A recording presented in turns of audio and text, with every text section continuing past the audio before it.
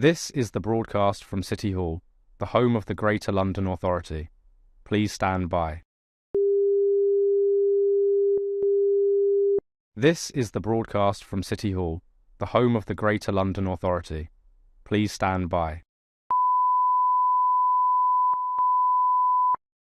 This is the broadcast from City Hall, the home of the Greater London Authority. Please stand by.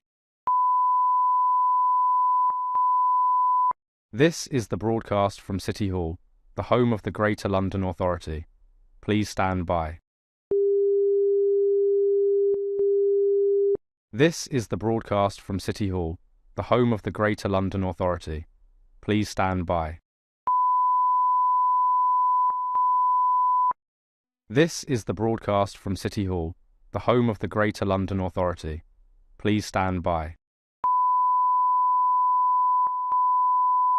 This is the broadcast from City Hall, the home of the Greater London Authority. Please stand by. This is the broadcast from City Hall, the home of the Greater London Authority. Please stand by. This is the broadcast from City Hall, the home of the Greater London Authority. Please stand by. This is the broadcast from City Hall, the home of the Greater London Authority. Please stand by.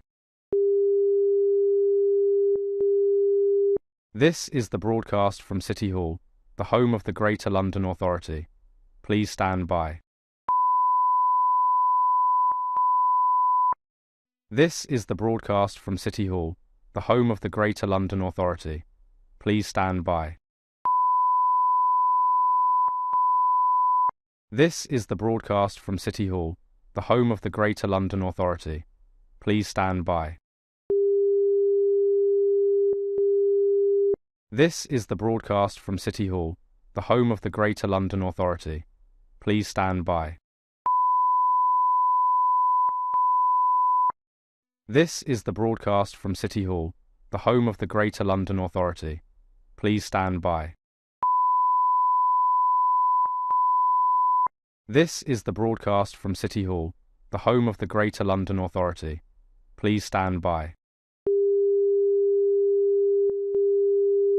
This is the broadcast from City Hall, the home of the Greater London Authority. Please stand by. This is the broadcast from City Hall, the home of the Greater London Authority. Please stand by. This is the broadcast from City Hall, the home of the Greater London Authority. Please stand by. This is the broadcast from City Hall, the home of the Greater London Authority. Please stand by. This is the broadcast from City Hall, the home of the Greater London Authority. Please stand by. This is the broadcast from City Hall, the home of the Greater London Authority. Please stand by. This is the broadcast from City Hall, the home of the Greater London Authority. Please stand by.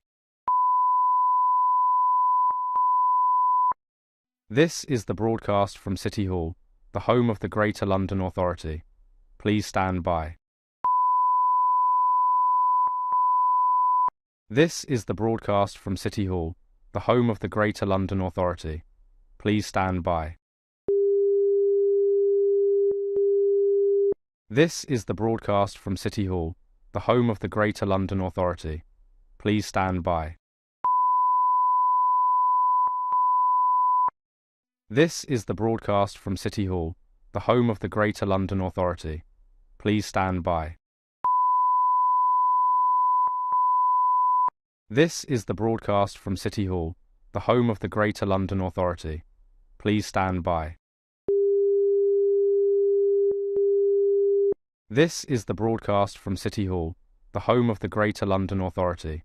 Please stand by. This is the broadcast from City Hall, the home of the Greater London Authority. Please stand by. This is the broadcast from City Hall, the home of the Greater London Authority. Please stand by. This is the broadcast from City Hall, the home of the Greater London Authority. Please stand by. This is the broadcast from City Hall, the home of the Greater London Authority. Please stand by. This is the broadcast from City Hall, the home of the Greater London Authority. Please stand by. This is the broadcast from City Hall, the home of the Greater London Authority. Please stand by.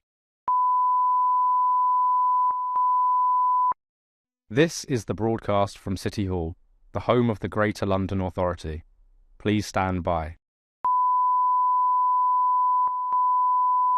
This is the broadcast from City Hall, the home of the Greater London Authority. Please stand by. This is the broadcast from City Hall, the home of the Greater London Authority. Please stand by. This is the broadcast from City Hall, the home of the Greater London Authority. Please stand by. This is the broadcast from City Hall, the home of the Greater London Authority. Please stand by. This is the broadcast from City Hall, the home of the Greater London Authority. Please stand by. This is the broadcast from City Hall, the home of the Greater London Authority. Please stand by. This is the broadcast from City Hall, the home of the Greater London Authority. Please stand by. This is the broadcast from City Hall, the home of the Greater London Authority. Please stand by. This is the broadcast from City Hall, the home of the Greater London Authority. Please stand by. This is the broadcast from City Hall, the home of the Greater London Authority. Please stand by. This is the broadcast from City Hall, the home of the Greater London Authority. Please stand by. This is the broadcast from City Hall, the home of the Greater London Authority. Please stand by.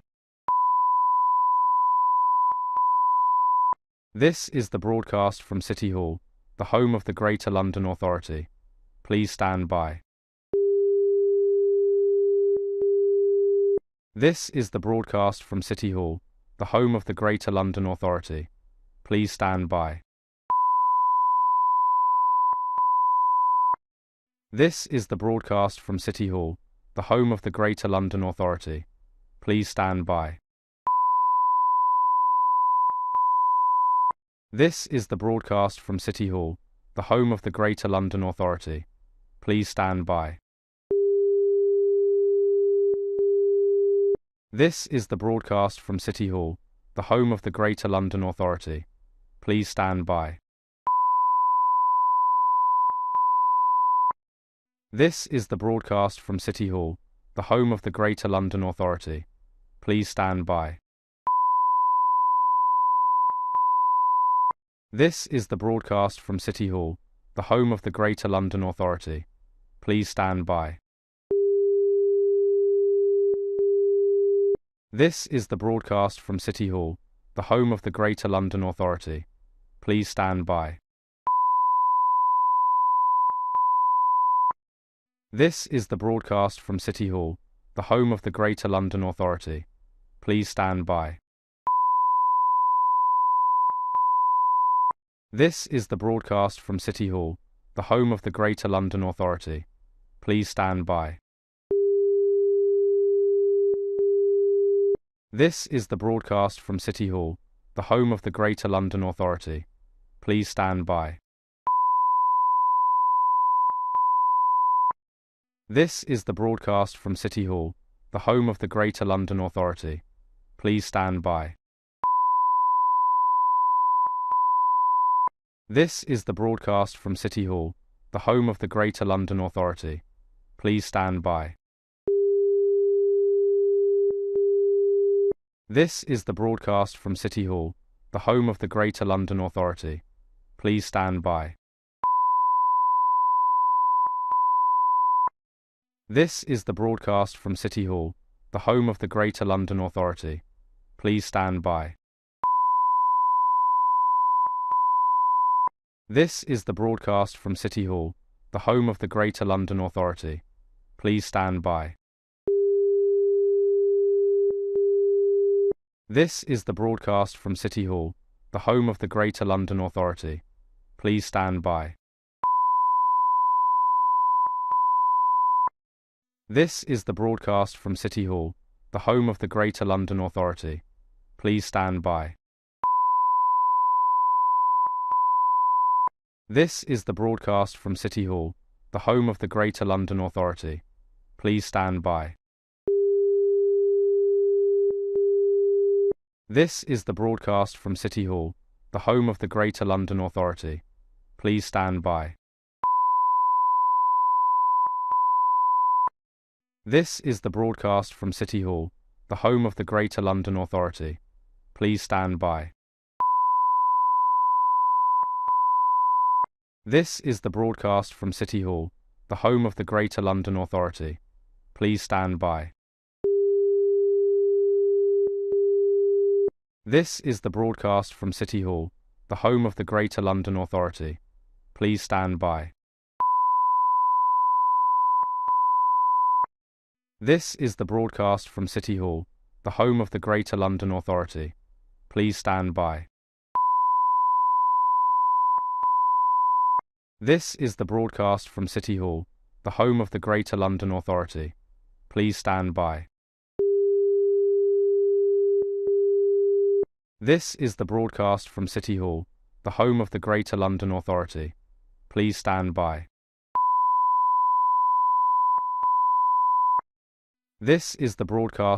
Hall, the home of the Greater London Authority. Please stand by. This is the broadcast from City Hall, the home of the Greater London Authority. Please stand by. This is the broadcast from City Hall, the home of the Greater London Authority. Please stand by.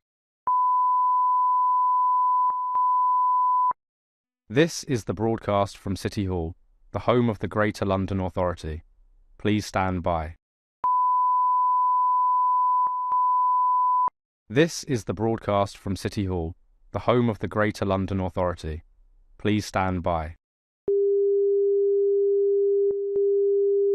This is the broadcast from City Hall, the home of the Greater London Authority.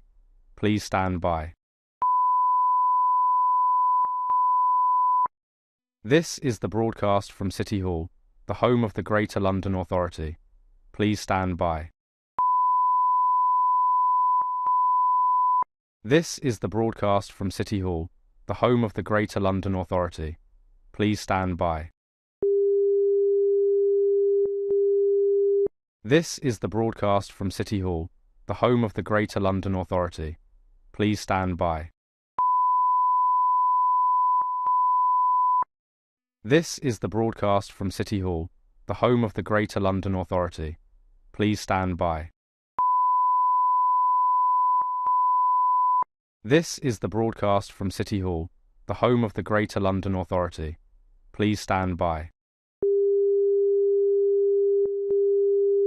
This is the broadcast from City Hall, the home of the Greater London Authority.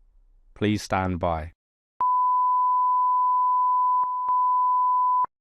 This is the broadcast from City Hall, the home of the Greater London Authority. Please stand by. This is the broadcast from City Hall, the home of the Greater London Authority. Please stand by. This is the broadcast from City Hall, the home of the Greater London Authority. Please stand by. This is the broadcast from City Hall, the home of the Greater London Authority. Please stand by. This is the broadcast from City Hall, the home of the Greater London Authority. Please stand by. This is the broadcast from City Hall, the home of the Greater London Authority. Please stand by. This is the broadcast from City Hall, the home of the Greater London Authority. Please stand by. This is the broadcast from City Hall, the home of the Greater London Authority. Please stand by. This is the broadcast from City Hall, the home of the Greater London Authority. Please stand by. This is the broadcast from City Hall, the home of the Greater London Authority. Please stand by. This is the broadcast from City Hall, the home of the Greater London Authority. Please stand by. This is the broadcast from City Hall, the home of the Greater London Authority. Please stand by. This is the broadcast from City Hall, the home of the Greater London Authority. Please stand by. This is the broadcast from City Hall, the home of the Greater London Authority. Please stand by. This is the broadcast from City Hall, the home of the Greater London Authority.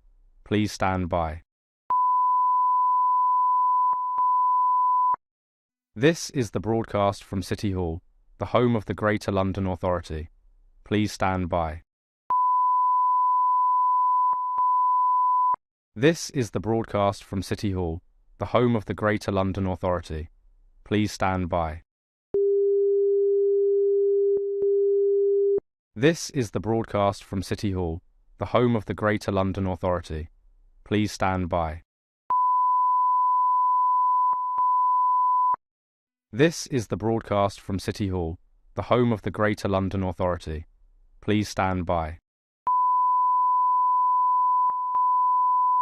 This is the broadcast from City Hall, the home of the Greater London Authority. Please stand by. This is the broadcast from City Hall, the home of the Greater London Authority. Please stand by. This is the broadcast from City Hall, the home of the Greater London Authority. Please stand by.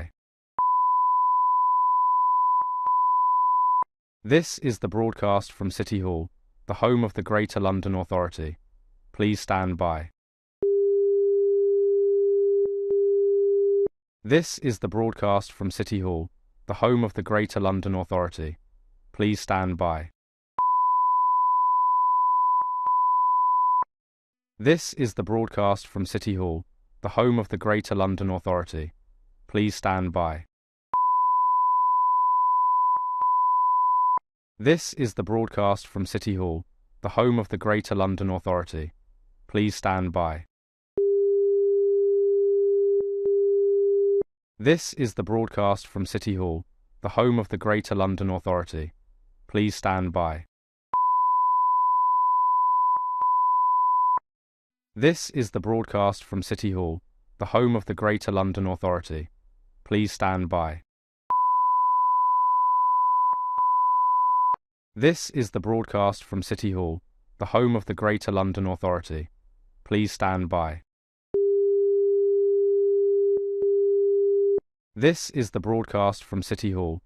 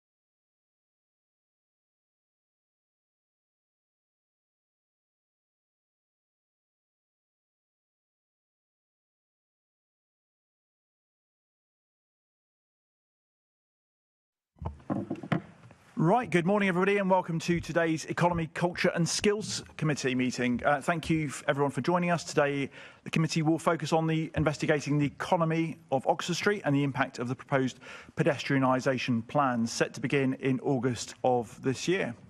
Our aim is to gather insights from various stakeholders, including businesses, groups, think tanks and local resident representatives, and to assess the potential effects of those changes on London's economy. Before we get started, I'd like to remind everyone to please switch off their mobile phones or put them onto silent.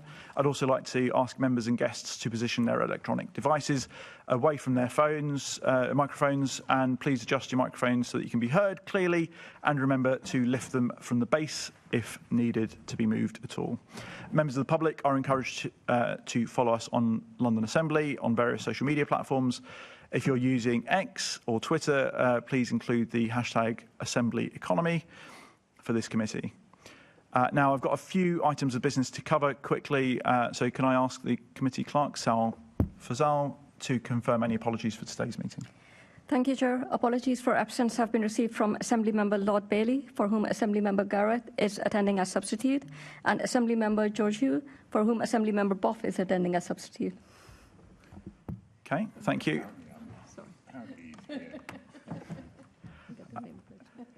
Great. And can I ask, so we move on to declarations of interest. Can I ask the committee to note the declarations of interest set out in item 2, and ask if any members have anything else to declare before we start? Nope, thank you. Membership of the committee, I propose that we take items 3, 4 and 5 together. So if I could ask the committee to note the membership and chairing arrangements in terms of and the terms of reference, and the standing delegations of authority to myself as chair, as agreed by the London Assembly in its annual meeting on the 11th of May. Agreed. Thank you very much. In terms of minutes, can I ask the committee to confirm the minutes of the meeting held on the 3rd of March 2026 to be signed by myself as a correct record? Confirm. Thank you very much. And a summary list of actions, can I ask the committee to note the completed and closed actions arising from previous meetings? Noted. Thank you very much. And one more before we start the proper bit of the meeting. Can I ask the committee to note the actions taken by the former chair under delegated authority following consultation with party group leads, to agree the committee's letter and reports as outlined in the agenda report. And I hear a very strong affirmation there from the previous chair, but so I'll take that as agreed. And sorry, I lied. It's actually one more piece of formal business to carry on. And just to confirm, I can ask the committee to note the responses received to the committee's outputs as set out in the agenda report. Noted. Brilliant. So we move on to our substantial item for today, the main item of business, a discussion on the committee's investigation into the economy of Oxford Street. We have structured our meeting into 2 panels, and I would like to welcome our first guests. So we have before us Mark Williams, who's Deputy Chief Executive of the Heart of London Business Alliance. Welcome to the meeting. We've got Tim Lord from the Westminster Amenity Societies Forum, Marcos Gold, who is a Director of Policy and Place at the Fitzrovia Partnership, and online joining us, thank you, Kay Buxton is Chief Executive of the Marble Arch Business Improvement. So first of all, a big congratulations and well done for getting here, despite the challenges of the weather and the transport. But thank you so much for joining us. I'll kick off with our first question, and Marcos, I'll come to you first. If you could just let us know what you feel are the opportunities and challenges economically for Oxford Street at the moment.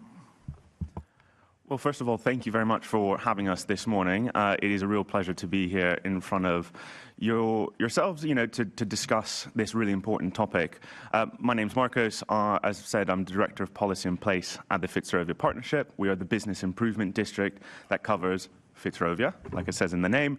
So we are on Tottenham Court Road on the far east side, all the way to Great Portland Street on the west, bounded by Euston Road on the north, and Oxford Street on the south. So it is really important for us that we look at Oxford Street as an opportunity, really, because, the success of the West End, really pushes forward the economic opportunities for the rest of the area, which is why we're very keen to ensure that it's a permeable success story, that it isn't just solely focused on Oxford Street.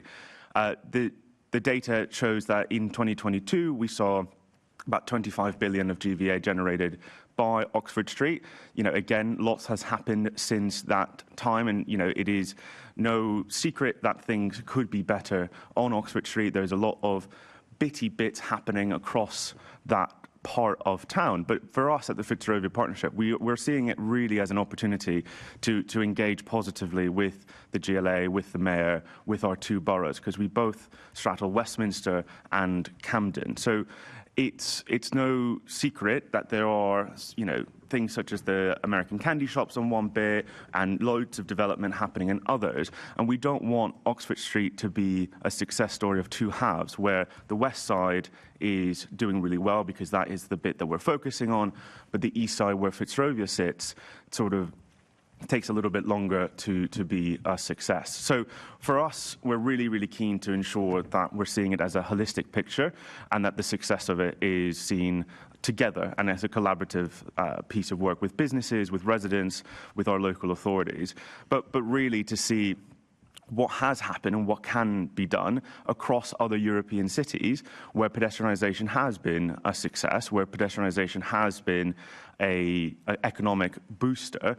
But for us, what we've seen previously is that Oxford Street done right benefits and generates a lot of economic output for not just central London, but the region more widely. So we're keen to ensure that success story continues, and we want to ensure that we're doing it collaboratively, because as much as there is a requirement to engage with businesses and to engage with the economy, we want to ensure that is central to the success story, because pedestrianisation is one bit, but there is so much more that can be done around it. The strategy is wider than just Oxford Street and just the pedestrianisation. So we need to, from an economic perspective, take advantage of that. Thank you, Marcus. Tim? Hi, my name's Tim Lord. Thank you for having me today.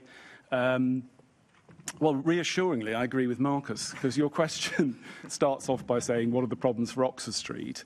And I think the people who live there, we see Oxford Street as part of a key asset which supports all of the West End and a whole range of economic activities beyond retail, but would include, for the absolute minimum, office use, for example.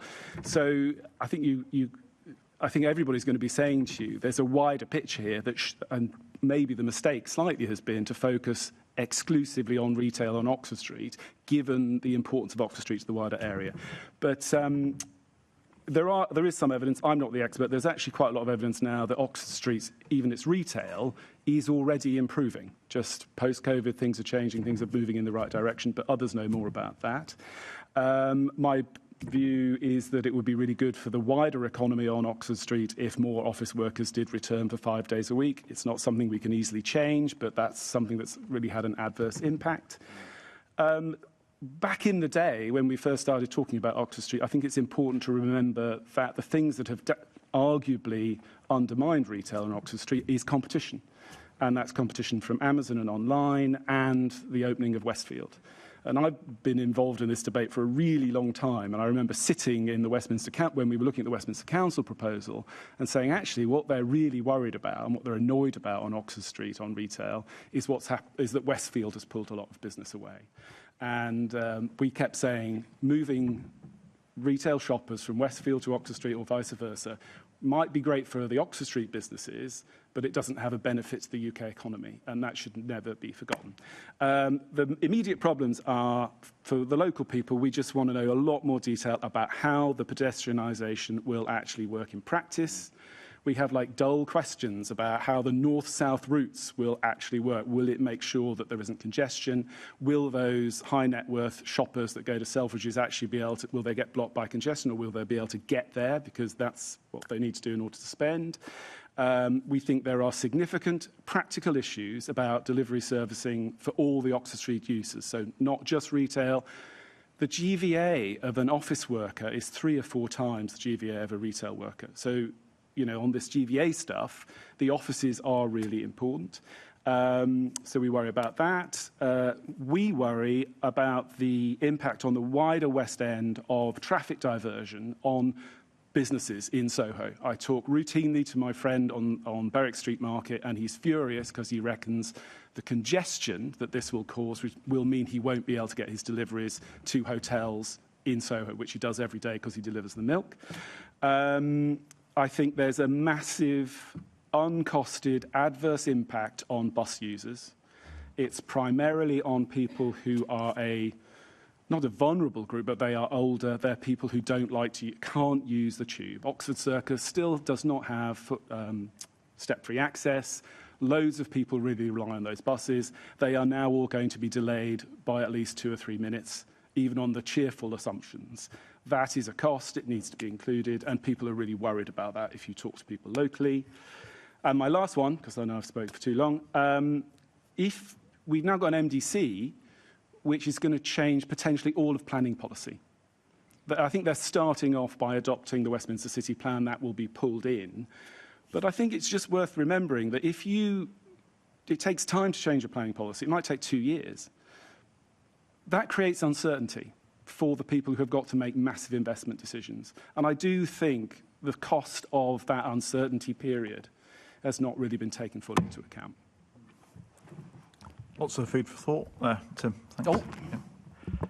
And over to you, Mark. Thank you for the invitation to come here today. So Heart of London is an alliance of 6 business improvement districts. We represent businesses in Piccadilly, Haymarket, Leicester Square, and St Martin's Lane. We support the ambition to revitalise Oxford Street. It's one of London's most important economic streets, but it's not a standalone street. It's part of a wider West End economy that includes retail, hospitality, culture, theatre, office workers, residents and visitors. As many others on the panel have said, office is key for sure, and the economic mix of businesses across the West End is key to attracting those office workers. It's really important from our perspective that the key issue is delivery, and everything that is delivered for Oxford Street needs to be considered as part of the wider West End and surrounding streets. Heart of London has been advocating for something called the West End International Centre in the London Plan, and so an expanded geography than the current International Centre that currently focuses on retail and looks at the whole of the wider West End economy. And then for a growth plan to be developed as part of that not only focuses on how we can improve the picture for business, but how we can get the entirety of the West End working better for everybody in a coordinated way for everybody that works, lives, and invests in the West End. So the key thing here really is that you cannot plan for Oxford Street in isolation. The whole of the West End needs to be considered, and a better working West End will mean a better working Oxford Street, and vice versa. And we're of the view that we need a strong Oxford Street because that is also what drives everything else. But they can't be planned for in isolation. But it's good to see in terms of the immediate picture that brands have been returning to Oxford Street, and it's looking stronger. Thank you, and we will have some questions around the licensing proposals as well, which I'm sure will sort of follow on from some of the things that you've just said. Kay, if I can come to you.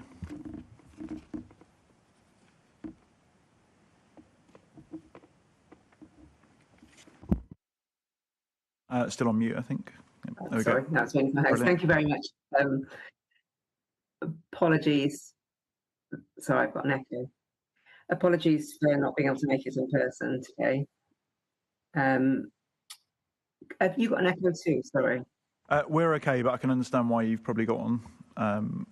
Okay. Well, I'm Kay Buxton. I head at Marble Arch Bid. We're in our 3rd term, so we've been around for about 10 years. We cover the area from Park Lane to Paddington Green, and that's about 200 business members. We have the first section of Oxford Street, so the first sort of junction that isn't affected by the pedestrianisation. On that, we have about 2,000 hotel rooms right on the cusp on the mouth of Oxford Street. And the bulk of our office occupiers are also within about 2 or 3 minutes walk. I'd say 75% of our office occupiers are about 2 or 3 minutes walk of Oxford Street. I think the key thing for us, obviously, is the experience that we hear from hotel guests or from hoteliers, but also our big employers, office occupiers, is that Oxford Street is crowded, it's unpleasant, it feels a hostile environment, it doesn't feel a safe space, and people will generally avoid walking up it. What they want to see is more space, places to pause, increased quality of retailing, increased quality public realm, and food and beverage. So those are the kind of main things that we hear as a bid. That's great. Thank you very much, Kay. And I'm going to move on to Hina Bakari, please. Thank you, Chair. So I'm going to be focusing more on local businesses and residents. I'd like to focus my questions with Mark and Tim to begin with, but if the other panel guests feel that they would like to contribute, please let me know and indicate. So, Mark, I'm specifically kind of intrigued to know what you're hearing from the local smaller businesses and their concerns about the impact of pedestrianisation. What specifically are they saying to you?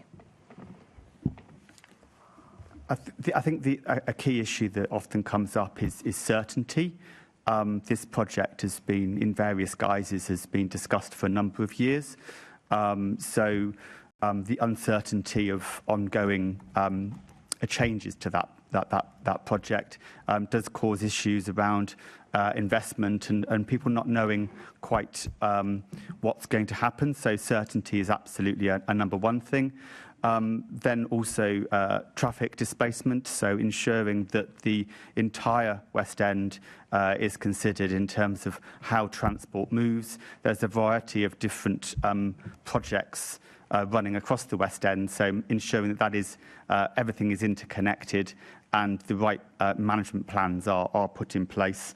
Accessibility is another key issue that we do face across the West End. Obviously, the Elizabeth line did go some way to sorting that, but the main issue, another key issue generally is the cost of doing business in the area is increasing. It's a very, very expensive place to operate. So they'd be the key issues. So you talked about the uncertainty. Is that because of, and I don't want to put words into your mouth, but just let me know if you think this is true, there's an issue of transparency about this process. Is that where the uncertainty is coming from? No, I wouldn't say that. I mean, it's been a long time in discussion. So I think if this project is moving forward as it should, then transparency, obviously, yes, for sure, but ensuring that, you know, and everybody is engaged and they've got clarity around the changes that are happening and clear around timelines. There's obviously going to be disruption for a period of time whilst construction takes place, but having a clear roadmap is absolutely key. So that's where you need to see the improvement, just having those clear kind of timelines, really being open about that. And is that what you're just saying? having certainty about how the project is going to move forward. And do you think that that's the same for the residents' position as well, Tim? A lot of the residents are worried about the small businesses. And I don't know. Sorry, one thing I wanted to just raise, because it's come up now quite a lot, about this idea of the breadth of the problem. Is it Oxford Street and what are we looking at? If you look at the Westminster City Council plan that was abandoned in September 2024, it's much broader. You know, it covers all these other uses and it covers the impact on rental and commercial property prices. So I think that there's so much evidence about this needs to be a broader investigation than just Oxford Street. And I just also wanted to say this idea about feelings of safety, you know, no, I don't think anyone said what is the safe capacity for Oxford Street, pedestrianised, non-pedestrianised. Like, how will you feel safe? And unless somebody says this is how what it will feel like with this number of people, I don't see how you can make it feel you've got a credible strategy for feelings of safety and not being overrun. So what the residents are worried about is just simply congestion. Now, we had a meeting with TfL, and they just in passing said the traffic volumes have dropped, but the journey times continue to increase in London, central London. And that's because of, I don't know, changes to the way we run our traffic, the constant digging up the road. But that's what drives residents crazy, because they say the congestion just gets worse and worse. It never seems to move in the right direction. And your proposal to deal with that issue is to close the main artery that runs from Marble Arch to Tottenham Court Road and say sort of like we hope for the best on the congestion. It infuriates people because they go, just the planning of driving round Soho's tight little one-way street network, for example, is already really vulnerable to a single street closure. It turns to chaos like that. Yeah. So we really experience that because we see it when you walk around Soho. If you're there 365 days a year, you go, a single network failure causes chaos. So I would say when you look at Wigmore Street, which because the people who live near it tell me it's always being dug up, and that's where a lot of the bus traffic's going to go on, and they just sit there going, well, what happens if that gets closed? That's what I think is the frustration. There's much, you do hear a lot from residents about emergency access. There were changes on Regent Street where they reduced it from 2 lanes to a single lane. And resident after resident after resident has said to me they feel really upset because if there is a fire in Soho, and we have had them, they want to know that there's going to be an emergency vehicle there as quickly as it could be, and we have videos and photos of blocked emergency vehicles on Regent Street. And there is some suggestion I've heard that if there was a fire at Oxford Circus, you would want multiple fire vehicles at Oxford Circus very quickly. And people just go, how will that happen? If there's all these pedestrianisation schemes in place. So I think that's something obviously we're trying to really focus on the economic impact as well, isn't it? You're obviously right to go into the wider issues, absolutely. And that will have an economic impact if we don't have that small access. Businesses are having a really tough time in Soho. Yeah. And the congestion increases costs for them. It's as simple as that. I mean, both of you have talked about accessibility as well, and I think that's a big area. On accessibility, it's also the idea of even deliveries as being a challenge as well. So, Mark, I'm quite intrigued to know what businesses have been telling you about that challenge of deliveries, but also there's the other concern that I have as well. I mean, we as a committee we've discussed the last-minute deliveries, such as using cargo bikes, and that's going to be impacted as well, isn't it, if we have a pedestrianisation? Have you been discussing with the businesses about how they're going to maybe shift their model of business if this is going to be a challenge, and how that's going to impact them? Deliveries, freight, servicing, obviously, absolutely has to be planned for. Again, across the wider West End network, so we can't just consider Oxford Street in isolation. Not only have you got, obviously retail and hospitality deliveries, but you've got, theatres are absolutely integral to the West End, and they have quite specific needs that are sometimes overlooked or not understood in terms of how load-ins happen. Particularly, you've got a theatre that is doing a quite quick turnarounds on shows. So obviously, it's important that that it is holistically planned for, and to avoid disruption for residents as well. So ensuring that deliveries can happen and waste collections happen at a reasonable hour, and the delivery windows are correctly planned for. I'm not aware of anybody specifically changing their business model around this. I mean, I don't think anybody would quite look at that at this stage, but it absolutely does need to be planned for holistically.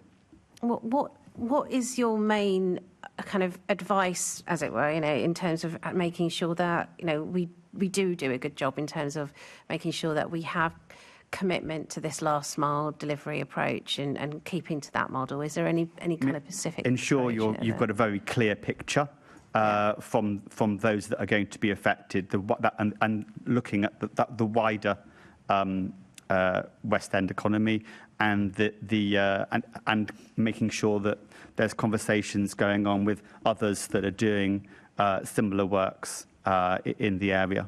Okay, all right. If anyone else wants to come in, Chair, if that's all right, yeah. Yeah, I just wanted to reiterate what Mark and Tim have said in terms of what we're very keen on to ensure is that the east side of Oxford Street doesn't become the poorer cousin of the west side.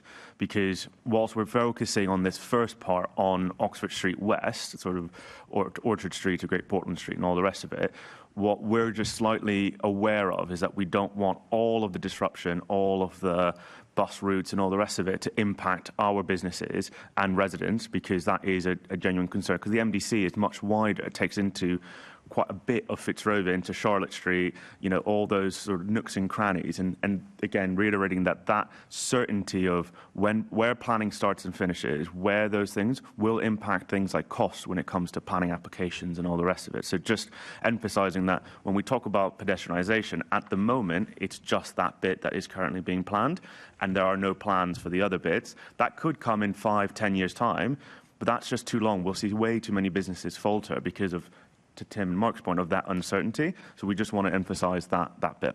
Okay, thank you. Okay, I'm going to pass on to Assemblymember Wilson. Thank you, Chair. Good morning, panel, and many apologies for my lateness.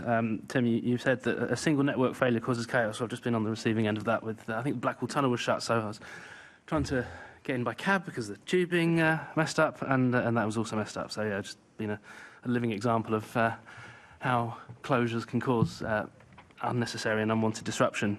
So picking up on, I think, some of the questioning from Assemblymember Bakari, really trying to understand these genuine concerns that I think some businesses and residents have about this proposal, and which I don't think have yet been really answered in what the Mayor has put forward. So forgive me if I'm repeating what's already been said, but so when we went on the site visit with the Planning and Regeneration Committee, which was last year, and it seemed very, very obvious to me the three really key challenges of traffic displacement, accessibility, particularly disabled, being able to travel along the street, and cabs and buses being the only way they could get there, and if that's taken away, it makes it much less easy to access the shops and businesses there, and the question of delivery and services to those businesses. And in what has been put forward so far, do you think those challenges have been taken seriously enough? Do you think we're anywhere near having an answer to them? Because if not, I fail to see how we can be proceeding with this project. I put a written paper in that says, what do I say? We want this proposal has to have a net benefit. We want the benefits to be greater than the costs. And what and we also, there's a secondary question which is on distribution of the benefits and costs, which is a fairness issue which isn't addressed very clearly. And we'd like it all to be in a very clear economic case. But no, a whole load of the costs have not apparently gone in there yet, unless we've missed it.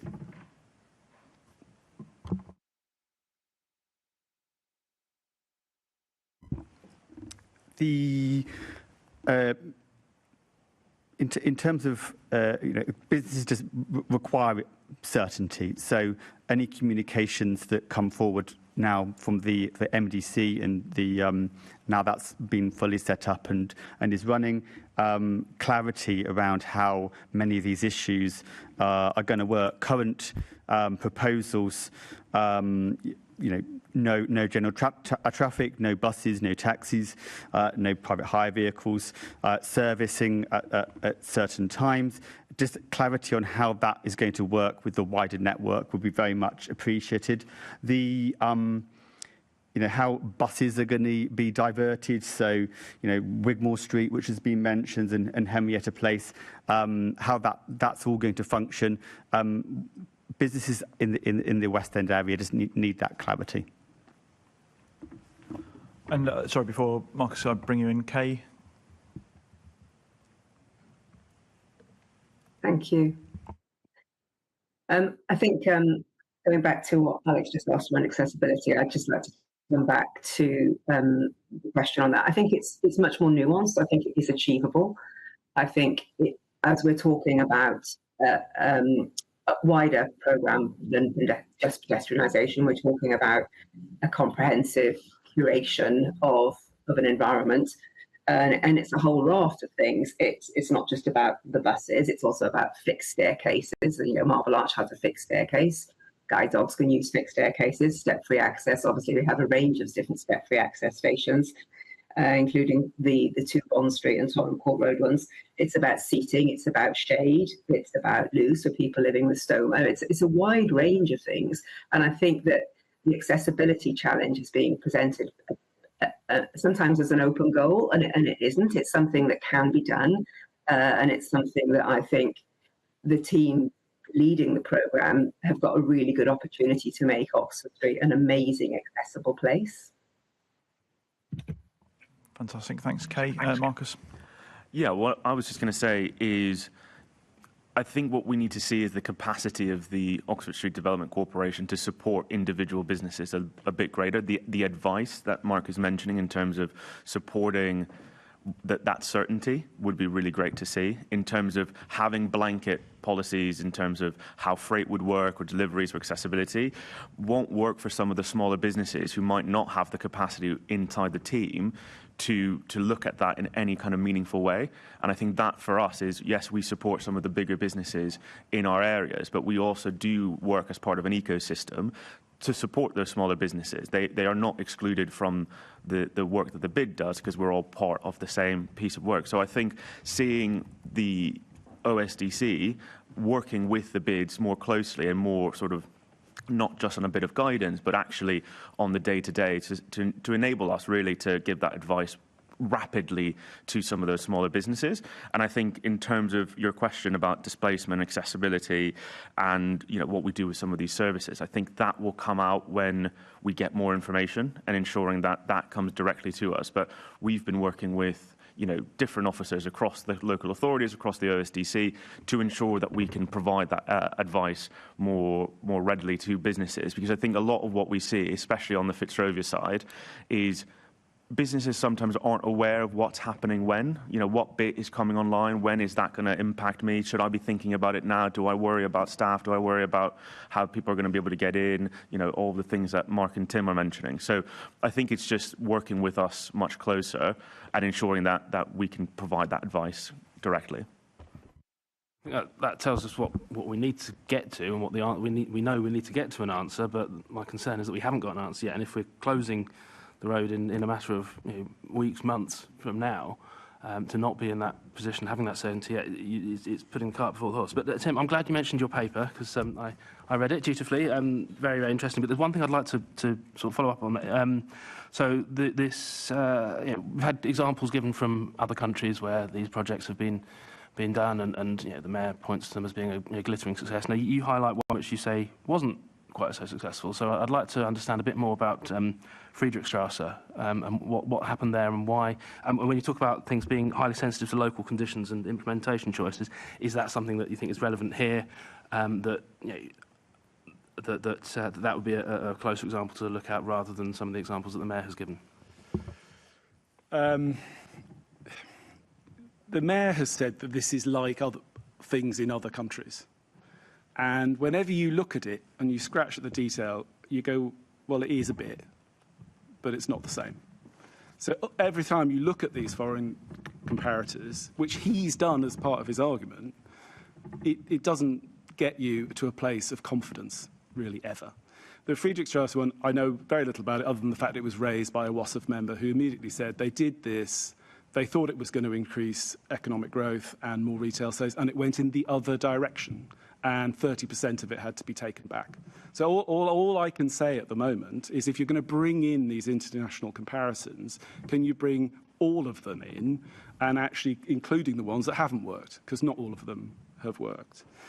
Just picking up, Alex, on your, what do we now need? I think I can be a bit clearer. I think it is really important now we have an independent economic assessment of this proposal, because I don't think we've had one. And the Mayor is going to start briefing local communities imminently on the plans, and they're still saying, well, we're not convinced that this is a good idea yet. So it needs to feed into that briefing. So everybody can go, okay, you have won the argument on this being a net benefit. That argument hasn't been won yet. And it creates cynicism from the get-go going into those meetings, because he's not won the argument with the local people on the main factor, which is this will make a lot of money for the country.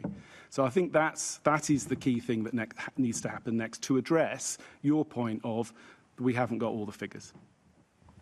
Okay, thank you very much. Assembly Member Boff. Mr. Williams, you were saying that you need to look at the wider West End and not just one street in isolation. I hope I'm not misquoting you. Do you think the Mayor should have put in an MDC for the whole of the West End?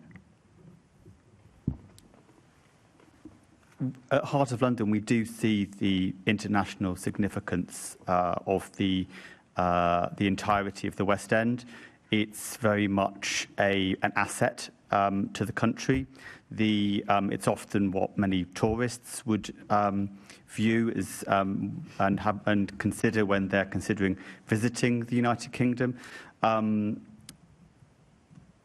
However it's managed and delivered, we feel that the West End does need to be considered as that wider network. Whether or not it should be an MDC, I don't know. But perhaps a local council might be a good idea. But I think the key issue here, I mean, what we're proposing is a growth plan that connects Oxford Street with the wider West End. So we don't have, because one of the risks is that the investment is too focused in that one area, the attention is too focused in that one area, and the rest of the wider West End doesn't benefit. Is your concern that we've effectively, by the imposition of an MDC, that we've effectively detached it from the rest of the West End, so we can no longer treat it holistically? I think it can absolutely. It's a risk, but it's how moving forward the MDC engages with the wider West End and ensures that it's working holistically. Thank you, Mr. Gold. You talked about the American candy shops. What additional licensing powers will the MDC have to control those that the local authority didn't have? I think it's the same as Mark's saying, it's about working together and working collaboratively. So, for example, at the Fitzrovia Partnership, we cross two boroughs. So we are in Westminster and in Camden, different policies on each side, different ways of working, different officers, but actually having something like a business improvement district, which the MDC kind of operates as, we can see that actually working together does give us the net benefits. And where might that not be the case, where it might not have direct powers, it's about that partnership working. So for us at the bid, you know, to Mark's point, we are developing and have developed our area strategy, which looks holistically at the different bits that pop up. You know, different bits of Fitzrovia operate slightly differently or have different historical contexts. So there's no additional powers. But that's not just going to be candy shops. But that's not. Just because we will be asking questions about the licensing pilot in a little bit later on, so I don't want to be stepping on. I'm sure other members have very similar questions potentially. No, thank you. Okay. Assembly Member Polanski. Just very briefly on accessibility, and it's to anyone who wants to answer. We've heard about the fact there's no step-free access in Oxford Circus. You've talked, Tim, about the possibility of buses being held up, and we've talked about the Elizabeth line being one solution, but of course Oxford Circus and Elizabeth line, if you're disabled, are fairly away from each other. What work would you want to see being done with disabled groups specifically to make sure, you know, nothing about us without us, and actually they're not considered after the process, but actually their concerns are fed in right now? I don't think they've been spoken to. And there are real concerns if you speak to older people. I go to the Westminster City Council and talk to a group of older people. And it was a year ago, and I said, who of you only use the bus? And they all put their hands up. And then I said, who of you use the bus to get to Oxford Street? And they all put their hands up. And then I said, who's worried about getting to Oxford Street post-pedestrianisation? They all put their hands up. So but no, I don't have a solution to you've closed Oxford Street. try and get as good a public transport system around Oxford Street without Oxford Street. I don't think there is a solution. It's going to be worse. The network resilience will drop, and you will have to wait longer, and older and people with mobility issues will have to walk further or change buses. I think that's understood. But without putting words in your mouth, it sounded like the first step you said was to speak to people. Yeah, but there's nothing, I can't see how you, when they say this will make it more difficult for me to get to Oxford Street and shop there, I don't think there's any answer to that. So, I mean, yes, you should be talking to them, but I'm not sure there's any answer. Can I just say something to go back one? You talked about the MDC earlier. All of Oxford Street is actually in one ward, and it's all in Westminster. So the idea that there were like conflicts between Camden and stuff about Oxford Street is a bit sort of made up. The WASF group have really struggled with the MDC idea because primarily Oxford Street is a fully developed economic area, whereas the Localism Act anticipates an MDC for an area that needs further development, land owned by the mayor that is then developed, and specific planning policy dealing with new land uses in a development area. None of those things apply to Oxford Street because that isn't the situation it's in. And we think it may be been a legal use of the Localism Act, but it's sort of a misuse of its real purpose. And I think this idea that Andrew raised about disconnectedness is going to get much, much worse. The Westminster City Council plan had detailed proposals for improvements for the little side streets, say in Marketplace in Fitzrovia, which would join up with their public realm improvements with Oxford Street. Now, when you talk to the people who live there, I speak to my friend Yoram all the time, and he says there's now a line between the bit that's planned by the MDC and what's planned by Westminster City Council that goes through Marketplace. So any idea of improving Marketplace to reflect improvements on Oxford Street, to create a quiet place to sit, for example, no one knows how it's going to work. And there are a whole series of powers that Westminster City Council has retained, and obligations about cleaning, for example, that there is no mechanism to put them in the MDC. So there's now going to have to be really complex interworking between the MDC and Westminster City Council, and Westminster City Council doesn't think it's a good idea. I think it's going to be really, really hard. Thank you, Tim. I should point out, having an MDC in my area, these aren't insurmountable challenges. There are other MDCs across London, and they get across many, if not all, of the challenges that you've put forward. But just on the accessibility point, I guess at the moment we've got the Hanover Street entrance to Bond Street Station, which is a couple hundred metres away from Oxford Street Station. Is that right? I think. Yes. The Hanover Street exit, yeah. An entrance. Yeah. When you speak to old people, they don't like the tube because they don't. No, sure. If you're local, you clearly wouldn't be jumping on the Elizabeth line. If you'd be using a bus if you're local. You might cycle there, but you won't be able to do that. Yeah, you wouldn't be cycling along Oxford Street. No, absolutely. Which, I don't know why anybody would cycle along Oxford Street with pedestrians stepping in front of us all the time on my bike. Certainly. Anyway, but over to Assembly Member Ahmed. Thank you, Chair. Good morning, panel. So my question is to all of you, and it is to ask would a change of use for Oxford Street, for example, away from retail and more towards leisure and hospitality, be a concern or an opportunity to grow visitor numbers? I wonder, Kate, if you'd like to start? Of course. I think from our hotel perspective, it's definitely something that has come up a lot. There are reports of low quality F&B on Oxford Street. It's not something that's well known. It's not something that hotel guests talk about fondly, not wisely, talk about highly. I think the move towards experiential leisure is something that, I mean, Mark from Holbrook can talk about this as well, is something that's grown enormously. We're already seeing it in the West End. It seems very popular. It seems to be a success.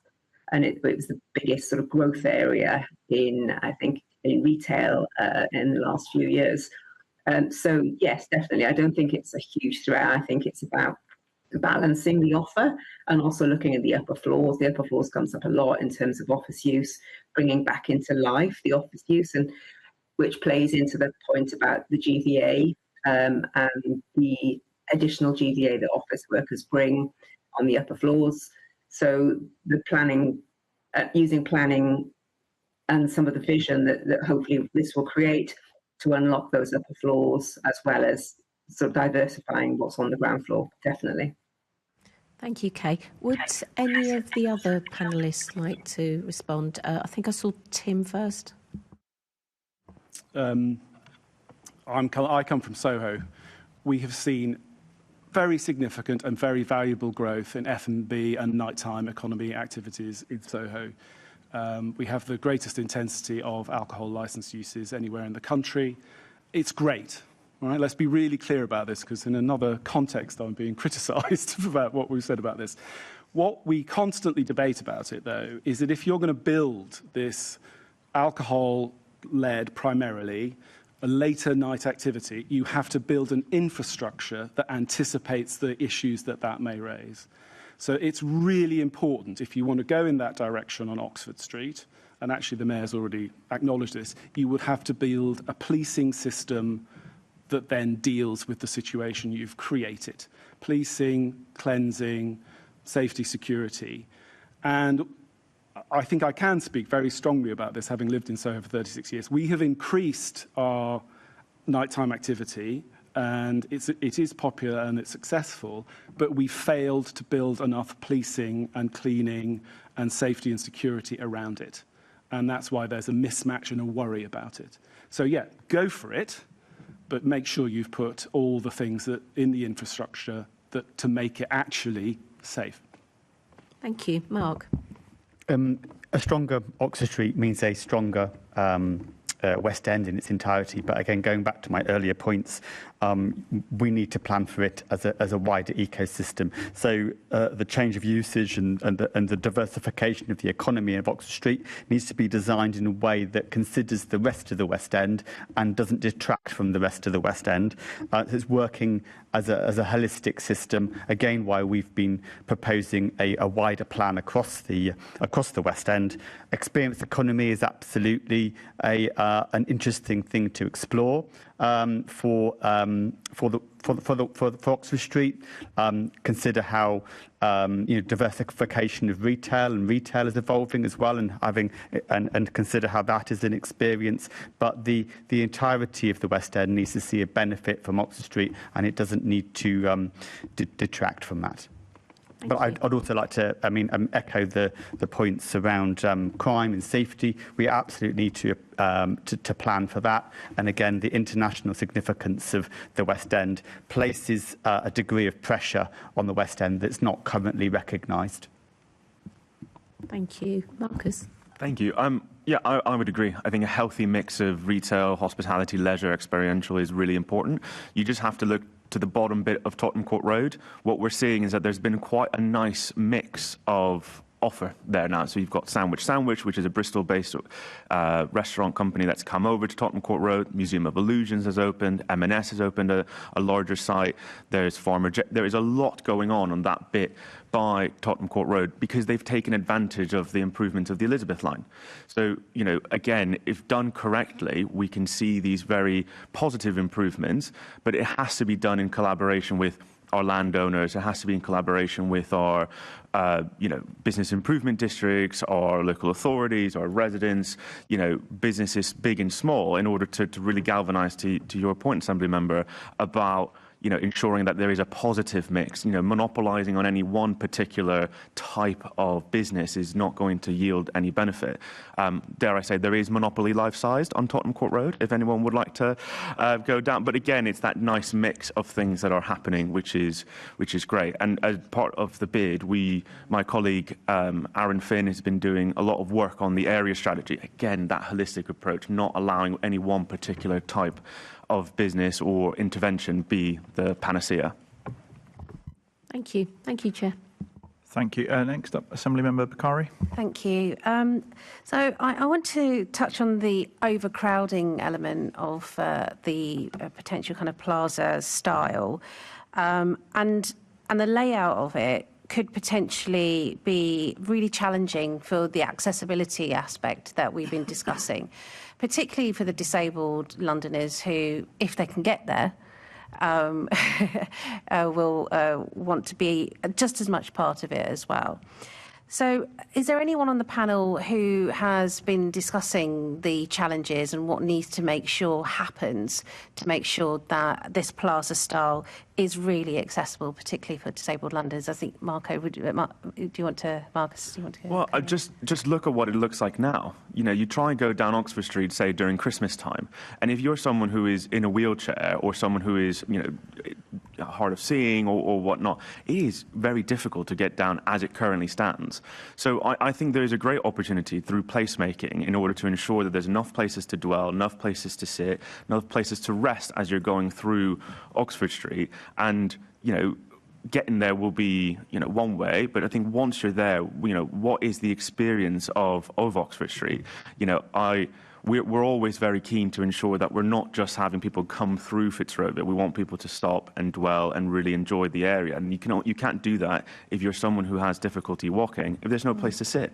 So I think that curation is important. Placemaking is a strategy. It's not a fix-all to everything. So we need to look at it holistically. Do you think, though, that I can see Tim wants to come in as well, but do you think we're really going to achieve this? Because what I'm concerned about is that the disabled groups feel that they've had a lack of engagement with this process. And if anything, I personally have been working with Inclusion London, who are very pro a co-production approach. Yeah. I don't see that happening. I don't see co-production happening in the Mayor's proposals so far. And I'm concerned that anything that does happen, particularly with this kind of the transport access, the plaza style, if it doesn't have a co-production approach, we're going to be making some massive mistakes before it even starts. Yeah, before Tim comes on, I agree. I think it's important for us to engage with all types of groups, not just accessibility groups. How do women and girls access the space to ensure that it's safe at night, that ensure that it's, a pleasant place to be? How do we ensure that, people who have neurodiverse, who are neurodiverse access the space? You're absolutely right, and I think the Mayor needs to ensure that we, do that level of engagement. And what the actual... It's not engagement. Let's not say that. I don't think engagement is enough. It's not the right approach, engagement. Engagement ends up being a tick box, tick, tick, tick, and nothing will ever change or impact those communities. They may have been heard in a meeting, but nothing actually happens in action. That's the difference. That's the approach that we need to see. If we want this to be a success, co-production has to be the way forward for the disabled community and other groups to be able to really access this and potentially make it an economic impact that will benefit all. Tim, what do you think? Yeah, so this goes to the core total confusion of the people who live next to it, because a lot of us went to the trial day, which was September last year. And one option would have been to have nothing on Oxford Street, so the cars, because it was a Sunday, so there's no vehicles, and then there could have been nothing else, and there would have been more room. But that's not what they did on the trial day. It was full of food kiosks and demonstrations of American football or whatever. And I remember thinking this is much worse for anybody who was in a wheelchair than even just the ordinary Oxford Street. So that you're constantly going, what are you trying to do? Are you trying to create a plaza with nothing on it so there's more room? Or are you trying to create activation? And the reason I'm really worried about the activation point is that the cost of this project used to be 90 million quid. It's now 150 million quid just for phase 1. And my understanding is that the property companies are now reluctant to make a significant contribution to those costs. Under the Westminster scheme, they were going to pay half of it. So the mayor is now stuck going, how am I going to fund this? Because he previously said there's no public funding, though that's obviously, there has now had to be public funding. But his options are philanthropy, and I think he has said this, some friend of ours writes a cheque, or to pay for it through more activation on the street. And the activation on the street is sort of inconsistent with this idea that you want it to be easier to walk through or feel more safe or more open. And I just go, make your mind up. Which is it? Because we all went to this trial day and we said, that doesn't make more room for pedestrians. And we just want some clarity. Are you worried, Tim, that I'm really focusing on this economic impact and also the cost? We go ahead without really thinking about all those things that you've just talked about. Accessibility is the main thing for my concern. Go ahead, make these changes, things happen. We then end up in a situation where we're going to have to spend even more money to fix the issues that we could have actually foreseen beforehand if we don't do this properly and we don't do this right. In 2000, they pedestrianised Old Compton Street in Soho. They removed all the traffic, and everybody thought it'd be a good idea. And 6 months later, it all had to be unpicked by Westminster City Council because it didn't work. And the police said we've now got a new and much more serious problem on crime with pickpocketing that they just didn't anticipate happening.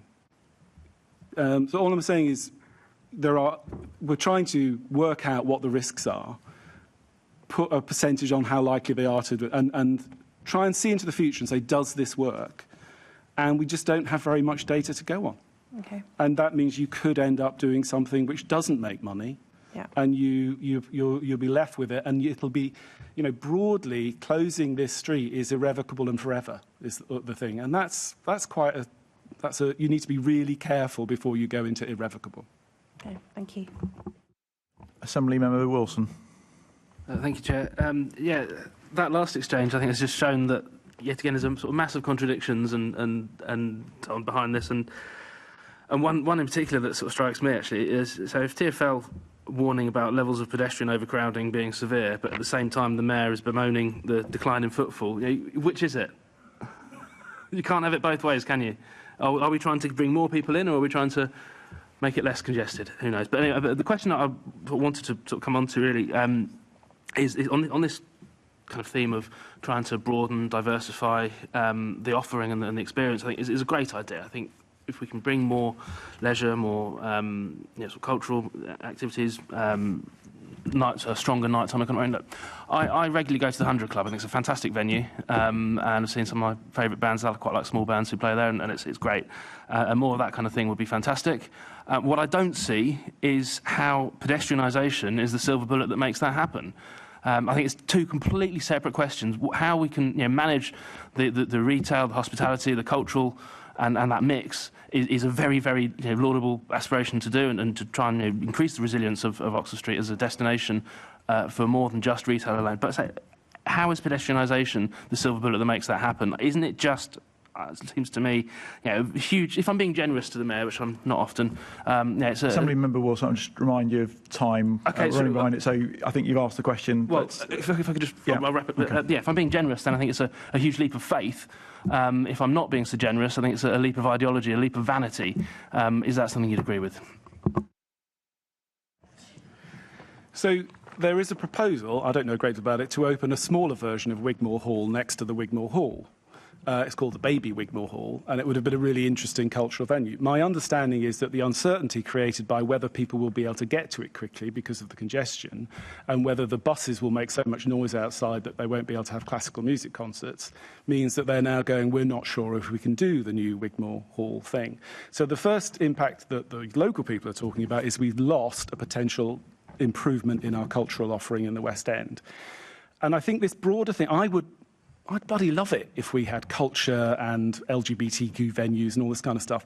But the key thing that means you don't get them is the rent levels. Because all this cultural stuff doesn't pay as much as the stuff that retail or the F&B stuff. And we have this debate endlessly in Soho because we go, yeah, we want the LGBTQ venues, for example, but they can never afford to pay the market rents that have moved up to reflect the F&B offering that is just there to make as much money as possible. And so there's a wider political question that when you talk about these projects, in one part of the day, you've got to go, does it make sense economically? And then there's a thing where you go, actually, this isn't just about price, it's about value. And that will be the cultural stuff. And if you want that to work, you might have to you might need to reduce the price. And that's nowhere in any of the discussion. So there's like a hope that culture will be improved, but actually the nasty, gritty bit of like someone doesn't make as much money is not dealt with anywhere.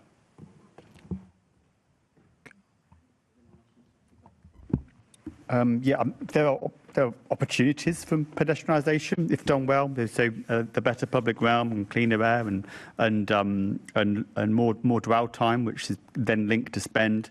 But it's not just about the pedestrianisation. You have to ensure that the right plan is in place, the economic plan is in place to enable a raft of different businesses from small to large to operate within the West End. So the right initiatives to ensure that cultural activity also takes place.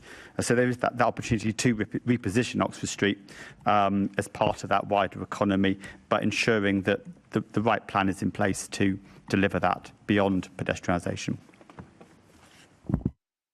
Okay, thank you very much. Assembly Member Garrett. Yeah, two things. So we looked actually at this on the Budget Committee that I chaired a couple of months ago, and a couple of interesting things questions in my mind that have come up here. One is about the activation, Tim, that you mentioned, and I pressed them quite hard on the fact that they have to pay for this entire thing through activations and sponsorship, and they've been at it for a year, 18 months looking for them, and they so far haven't found any, and therefore my observation is if they are not exactly beating people off with a stick, suggests that they're probably going to take whoever comes when they do come along, and that probably exacerbates the problem you've just described, Tim, where they become very intrusive.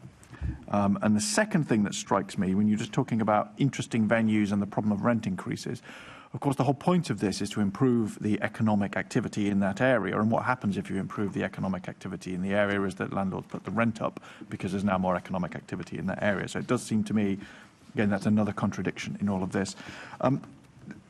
Connected to that, though, the question I really wanted to ask was, in our data here, we're looking at, so footfall on Oxford Street is 57% of what it was sort of 20 years ago, whereas Regent Street and Bond Street, obviously in the same area, are more or less where they were, 98% and 83%. And obviously those aren't really pedestrianised streets, or a bit in the case of Bond Street. What is your understanding of why it is that Oxford Street has lagged so far behind in terms of footfall compared with those obviously neighbouring streets? I mean, it's not a transport connection problem, isn't it, to get between Regent Street and Oxford Street? So what is going on, do you think? I've puzzled about this because you're right, it's like a puzzle. If you live there, the one thing you really notice that pre-COVID, Oxford Street was quite busy by 9:30, and that would be office users going to work, but also actually visitors getting on with stuff. What I think, when you go now, I mean, I ride on Oxford Street every day on my bike, and it's not busy till not even 11, so in the morning. So you've got the footfall feels much more concentrated in the middle of the day. I think people here would know much better, is there's a 2 p.m. peak, maybe. So that explains why it's both the footfall's dropped and it's overcrowded, because there's a time of day issue.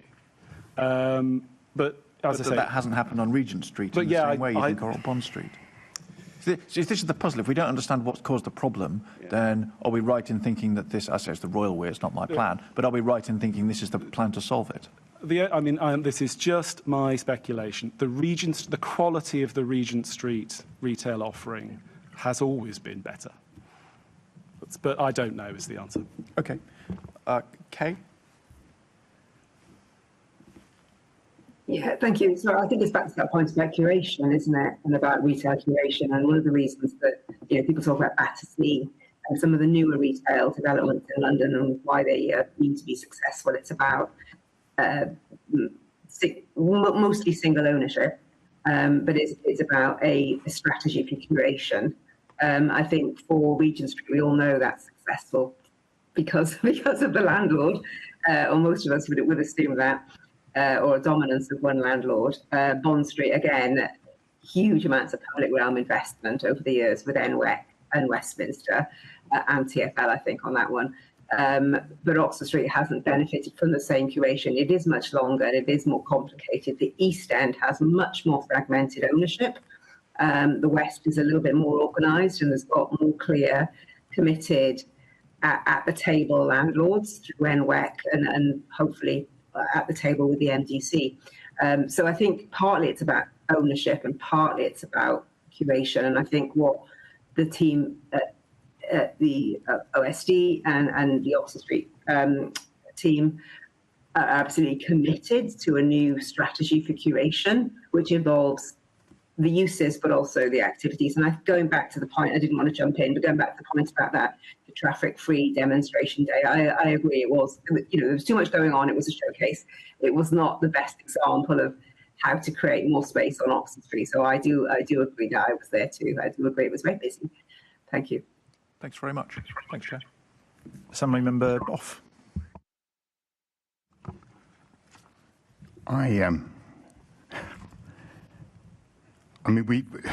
After the Mayor failed completely to respond to the Assembly's concerns on access for the disabled, Assembly members who are now bleating about disabled access approved it anyway. They approved it anyway after the Mayor was silent on his plans for improving disabled access to Oxford Street. Is it true that you may increase numbers to Oxford Street, but only for the wealthy and able-bodied?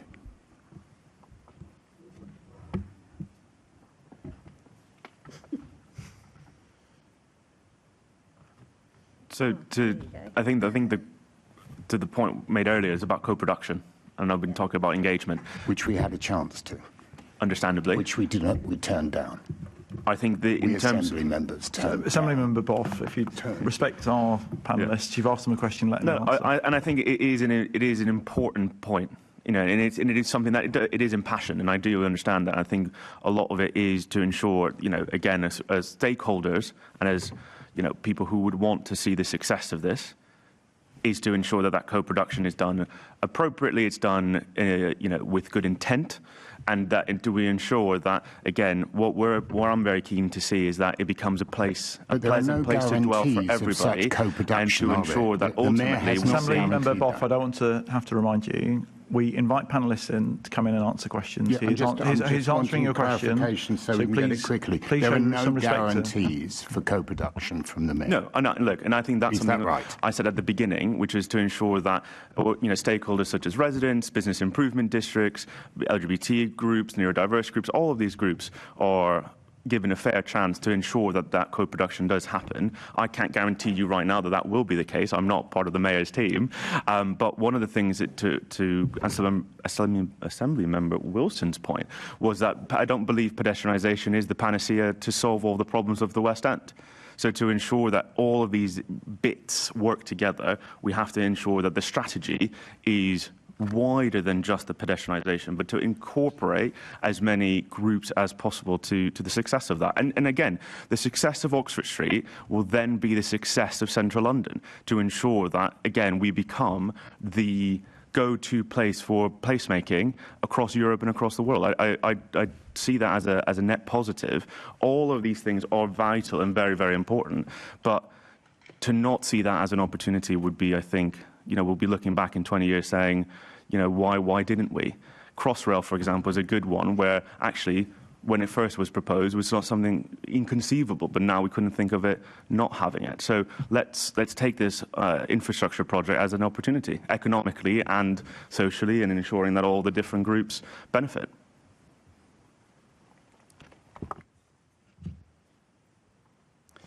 I think I'm not any more. There are people who are more expert on the access issue for vulnerable people.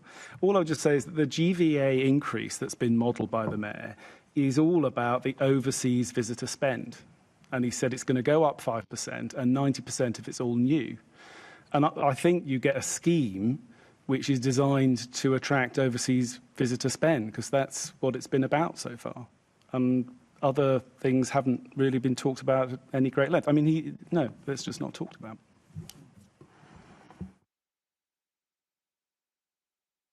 Okay, we come to final questions around the strategic licensing pilot and impact. So, Assemblymember Garrett. Yeah, so it's an interesting topic because, of course, it's sort of been the hinted at throughout this morning, because obviously if you have this whole switch towards food and beverage and outside dining, obviously people think of licensing as just being about alcohol licensing, but chairs on the pavement, all that stuff is licensing as well. And there's obviously no plan as part of this for those licensing powers to come to the Mayoral Development Corporation. I've asked twice, and everyone said, "Oh, that's an interesting idea," but it seems to be staying with Westminster. But what there is a London-wide power, strategic licensing power that the Mayor is getting here and everywhere across London. So I suppose my question is what your thoughts are on that, whether you've heard anything through the MDC about what approach the Mayor might take, because so far it's been a little bit quiet on how London-wide he wants to use those powers. And I suppose if you think, maybe a bit uncharitably, about the way the Mayor has approached Oxford Street, his view is local people can't be trusted to look after this London-wide asset, therefore he's going to steam in, take control and make it be how he thinks it should be. And if that's his approach to licensing, then that implies perhaps quite a change. I don't know whether you have any thoughts on that, Tim, or whether or Mark. Yeah, Heart of London supports the principle of a strategic London policy. The West End needs a strategic approach, looking, again, kind of holistically at the wider West End. Westminster's role as licensing authority does need to be respected. Local knowledge, accountability remain essential and need to be careful of any unintended consequences. Obviously, where residents live, quality of life must be protected around noise and dispersal and crime. And again, that speaks to the need for a wider action plan around how the West End operates and how transport works. Licensing should not become a blanket brake on growth. Looking at areas that are identified for these type of activities and enabling that. We need to ensure that decisions are evidence-led and driven by kind of case by case. But ensuring that the right policing, the right cleaning and transport is in place is absolutely key. And the GLA, helping to unlock and coordinate that is very important. When we talk to investors, clarity on licensing and planning is absolutely key, and the interconnected nature of those two areas is ever more apparent. And again, that's where a wider West End plan needs to come into effect. Okay, but you haven't heard anything specific about what the Mayor's planning so far? No, okay. Tim? You said something about local people can't be trusted on licensing. Or the local council or anybody involved. All I was going to say was emphasise, we've just had a local election and a whole bunch of councillors who have just been elected. And one of the issues those local councillors would have been dealing with would have been licensing, which is an intensely local issue. All of these things turn on, like, where's that pub, what you next to, who lives there, what kind of housing, all that stuff. It couldn't be more local. And I think alcohol licensing is inherently and correctly an intensely local issue. So that I really worry about the Mayor's powers. The definition of strategic is still for the Minister, is my understanding. The Mayor has suggested what he wants strategic to be defined to mean. And I think he's referred to any nighttime economy area in the London plan.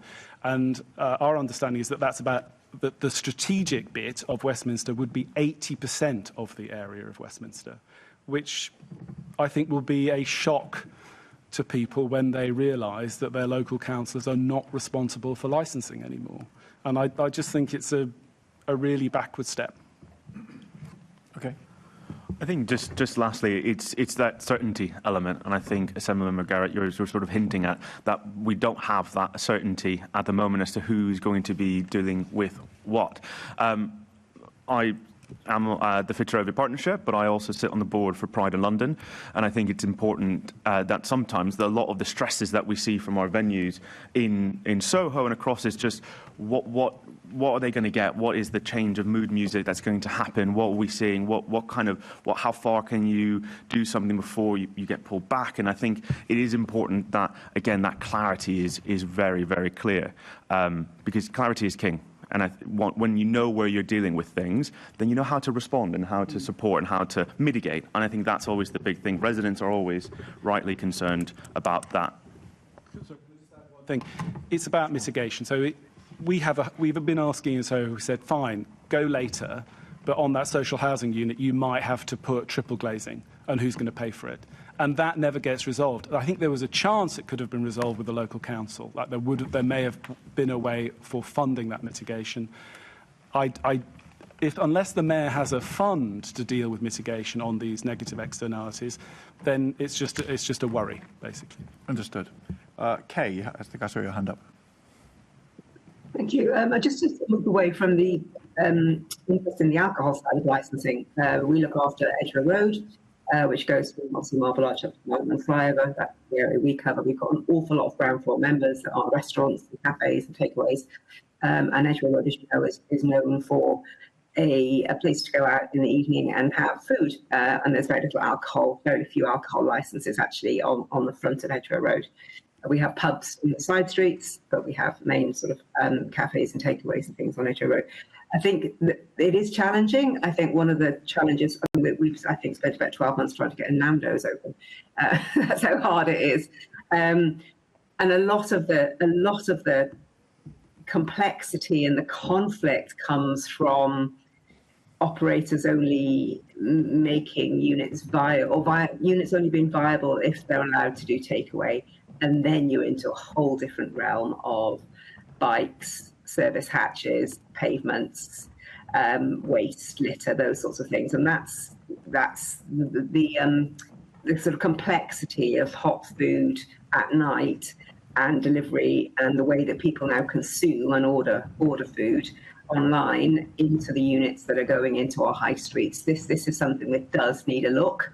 I think for Edgware Road, we're very lucky. We've got an awful lot of really good units and really well-behaved operators, not all of them, but well-behaved operators.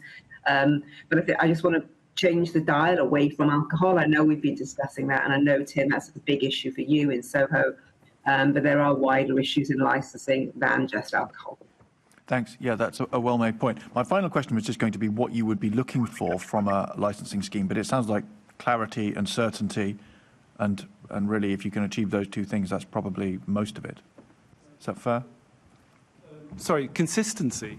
So Westminster City Council in 2023 looked at the concentration of alcohol uses in Soho, and it looked at the crime, the ambulance call-outs, noise complaints, the serious violent and sexual crime. In 2023, it said, this has reached the point where we cannot grant any more alcohol licenses. So that's what the cumulative impact team said. The licensing committees then just carried on granting, and mainly for restaurants. And I'm not saying those decisions were wrong. I'm just saying if you're trying to understand what is going on, you know, I'm in terrible trouble today because apparently we're trying to close down Soho. Actually, all we did was quoted what the council said in 2023, which is the crime is so bad we can't legally grant any more alcohol licenses, and then it just carried on doing it. So there's huge gaps in the way in which the legal structure is applied by councils, and we now have another layer of confusion. And it's not fair for the residents, but it's also not fair for the businesses because they've got to plan things and they'd like to know what the answer is. Yep. And I don't know I don't think they can say that's got better by having yet another change in the rules on how licensing works. Yep. Okay. Thank you, Chair. Thank you. First of all, I've got a few questions I just wanted to cover off, but if I could give a big warm welcome to Year 6 students from Dersingham Primary School in Brent. and the School Parliament from St Margaret's Clitheroe Catholic Primary School in Newham. So big welcome to you all today. Thanks for joining us. We're doing questions around Oxford Street and its pedestrianisation. So it's going to be closed to all vehicles later in the summer. And so we're just asking some local representatives in terms of their thoughts on that. So just sticking with the licensing very quickly, and perhaps Marcus, in terms of it's obviously trying to align it with effectively sort of the rules on planning. So where you've got planning applications that are of strategic importance to London, the mayor has a say or final say in terms of how that happens. That's effectively trying to be applied from a licensing point of view as to whether it's local venues. What potential beneficial impact could that have in terms of reviving the West End more generally? I think clarity and speed of process are key. When we talk to kind of in a kind of post-COVID world, when we were talking to a variety of investors from internationally, that a level of confusion about how it's different in different places in London. So having that strategic approach would be welcome from that point of view, and ensuring it's balanced, and we're understanding again how that wider ecosystem is working and where people are enjoying cultural activity, where people are living, and vice versa. Great. And in terms of just moving on to accessibility, we heard a lot about accessibility in terms of some of the challenges and making sure that we're co-designing the proposals with all sorts of groups in mind. Certainly when I think of people with neurodiversity, the challenge that going to Oxford Street presents at the moment is intransigent for a lot of them. They won't think about going there because of the congestion on the pavements, particularly at Christmas time. Again, if you're a wheelchair user at Christmas time, it's impossible to be able to manoeuvre around the nation's favourite high street. So what would you like to see, or what have you seen so far from the conversations you've had with the MDC as to making sure that those two groups do have an accessible space to be able to use? No, I think it's a really good point. And another sort of demographic that we've not spoken about and kind of timely that they've come in is young people, and how are they going to utilise the space in the future, and how things like licensing in terms of, at the moment we're talking about alcohol and all the rest of it, but actually how does the early evening and the family economy, benefit from Oxford Street? And I think what we've seen in our conversations with the OSDC is that there is a willingness and a keenness there to engage and co-produce with different groups, and we have made suggestions as to again that variety of businesses, different use cases, and all the rest of it. I would like to see more of that. I'd like to see how we can put that in, not just goodwill, because a lot of the risk with the OSDC is that people will move on. In terms of we can build a really great relationship with a variety of different officers, but as soon as those officers leave, you start back at zero. So actually, how can we codify, if that's the right word, to some of these relationships? So working with business improvement districts. I understand that the New West End company sits as an observer on the board, but actually, how do we ensure that across the entirety of the system, can we ensure that there is that co-production and co-design? I love the idea you talked about certainty for investors. It's a brilliant thing, because that's the way you get the money. But I'll tell you what, there isn't a balance thing, which is a certainty for the people who live in London. And I'll tell you what they want to be certain about, given where I'm from, is that they'll get 8 hours sleep at night. And they have zero certainty about that. And it causes enormous distress. They made a short film about Soho last year. And in it, there's a very good friend of mine who's now left Soho, and she's in tears because she says, I love my community, I don't want to leave, but I'm ill and I can't sleep. I can't get any sleep during the day or at night. So I think what I would be looking for is, fine, if the mayor wants to take over licensing, can he take over responsibility for dealing with the potential downsides as well? And that means absolute clarity on whether people are allowed to sleep for 8 hours a night or not, because they need to plan their lives. And at the moment, it's not clear. I would love to be able to sleep for 8 hours each night. I think the... but it's actually really important. No, I'm not laughing. No, but what I'm saying... Read what the health organisation said it does to people.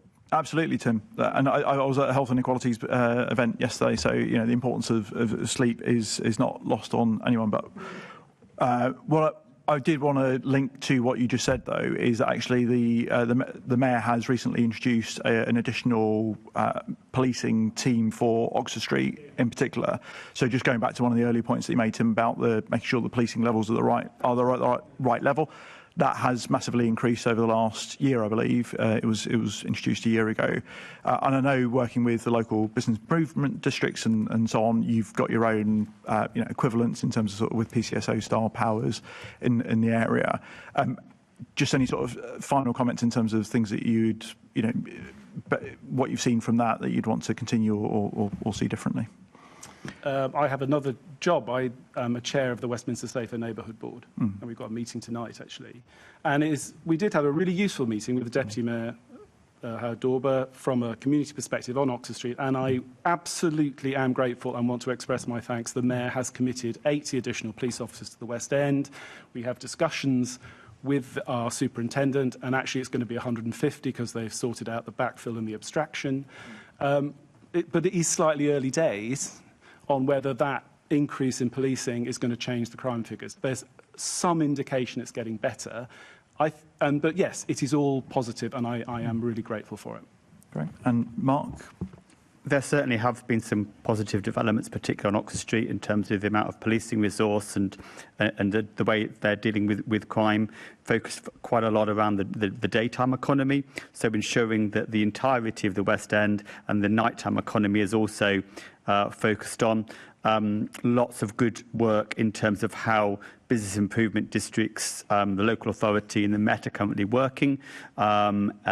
Massively so, but it's also key that we're getting better at utilising data and coordinating data so we can plan effectively our own resources, because I think most bids, nearly all bids now, provide private security services to help make the streets safer, and ensuring those security services that are linked clearly with police is important.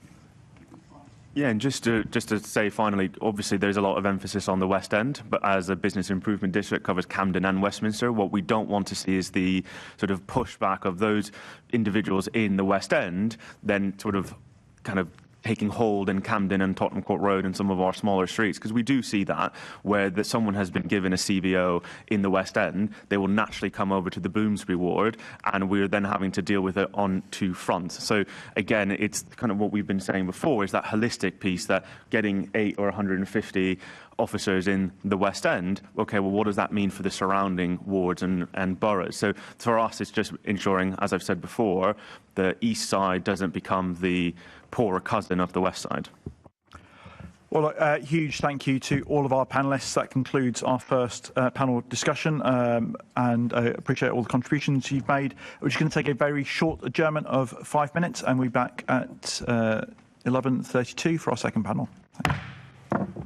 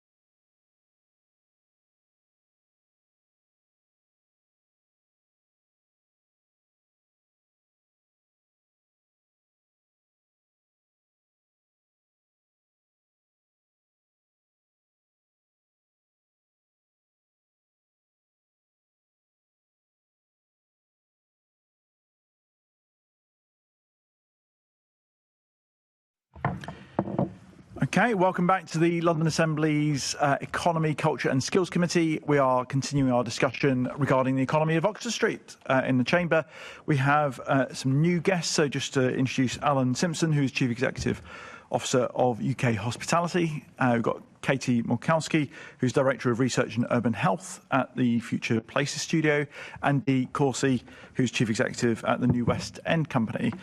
We had apologies from Daniel Reist, and if we could also just register apologies from Assemblymember Unmesh Desai as well, who was unable to join us today. Kick off with a question straight away, actually. So, Dee, perhaps if I could start with yourself, what do you feel are the challenges and opportunities that Oxford Street faces at the moment, and perhaps uniquely for Oxford Street compared to perhaps other areas? Is that on? Yeah, okay, great. So you will know as New West End Company, we've championed the regeneration, I guess, of Oxford Street for a very long time. Oxford Street sits in the centre of the West End, and we feel that the West End drives London economy, so clearly it's a really important asset for us. So where we are now, footfall isn't quite back to pre-pandemic levels, but we're seeing it drive year on year, month on month, which is a really strong indicator, actually, of the street's performance. And also dwell time, which is really important to the businesses there, is increasing year on year, month on month. But that's not enough. The private sector continues to show its confidence in Oxford Street, and we've seen a number of developments, a number of new flagships along Oxford Street in recent years, which is really driving, I guess, that footfall and that dwell time and a change in mix that maybe we'll come on to a little bit later. But it certainly does have some challenges. So the challenges that I really perceive for the street is, one, it's perceived to be very busy. If you talk to anybody about Oxford Street and their memories of Oxford Street, good, bad or indifferent, it will always say how busy it is in the evenings, in the weekends, on the run-up to Christmas, trying to get it into tube stations. That's something that clearly needs to be addressed. The other thing, and not to dwell on that, but certainly is around safety. Whether you're a pedestrian crossing a road and it's overcrowded, or whether that's more criminality. So they're the kind of two things that I think this new public realm and this pedestrianisation really needs to address for the good of Oxford Street. Great. Katie? Yeah, thank you. And hi, everyone. Thanks so much for the opportunity to join. Really appreciate it. So as Bassam mentioned, my name is Katie. I'm the Director of Research and Urban Health at Future Places Studio. And so I think the thing that speaks most to me as you're speaking about, congestion and this busyness is also what that means for the surrounding community and particularly impacts on urban health, right? So I want to kind of remind us that we're speaking about a Westminster context where this isn't just a shopping district. There are people living in the surrounding area. So an updated assessment from April of this year confirmed that men in the most deprived areas of the borough on average live 18 years shorter and women 9 years shorter than their counterparts in wealthier sections of the borough. So obviously, as we're kind of speaking about Oxford Street and its economic impacts, something that I really would love to do this morning is kind of reorient the conversation to wider place benefits and what taking a really, I think, ambitious approach here means for kind of knock-on effects in other districts of London, which are similarly seeking to deal with the challenges of vehicle congestion, air quality, and population health. We'll come back to that, but that's maybe where I want to start this morning. Thank you. Thanks, Katie. Alan? I pick up where Katie left off, I think, which is to say, I think a foundational question is who the regeneration of Oxford Street is for and what it's intended to achieve. Is it intended to... And, of course, we will say all of the above, but to what degree? Is it intended to be an asset for Londoners, which would drive one set of use, one set of provision, one set of activation in the public realm? Is it intended to be as we often say in London, the UK's high street? Is it intended to be for people visiting from Folkestone or from Leeds or from anywhere else? That would be a second set of provisions and a second set of activation. Or is it intended to be a vital part of our global attractiveness, where we want to have overnight visitors who are perhaps, spending more, they're going to be there later into the evening than a daytime visitor would be, when you need to think about the provision at those times of the night. But I do often think that something we've not quite got right in London when we think about activating the public realm is clarity as to who exactly you're activating it for and why. and there are obviously trade-offs, and the ones that Katie sets out around public health and the impact on local residents. Clearly, one of the things that is an output of is for whom we are using that part of London. Just on that point, actually, Alan, so we talk, I think it's 1% of the national GDP is produced on Oxford Street, is roughly right. Okay. And one of the things that you've alluded to there is in terms of obviously sort of growth of jobs, really. Because and then going back to Katie's point, obviously the health inequalities, which very much in the north of the borough and to the south, where you've got that huge differential, is job opportunities for local people to be able to work on this high street. What would be your expectations of this set of proposals that we've got at the moment in order to grow job opportunities? I think to some degree the specific GDP of Oxford Street is the wrong metric to use. There's from a financial or economic perspective, I suppose to some degree the original sin of hospitality is it's very bad at value capture. So you take, I don't know, the Hand and Flowers in Marlow, phenomenal pub. Tom Kerridge has turned a pub into a 2-star restaurant. His rent has gone up. The value of the properties around it has gone up. Jobs have been crowded in. He's created, yes, the GDP equivalent of that premises, but actually the real value is the impact around it. And I think when we look at Oxford Street, yes, one metric is what is the net value creation, GDP, and by the way, GVA, and GVA is probably the better measure for this purpose of Oxford Street. But actually, really, for me, the question is to what extent is the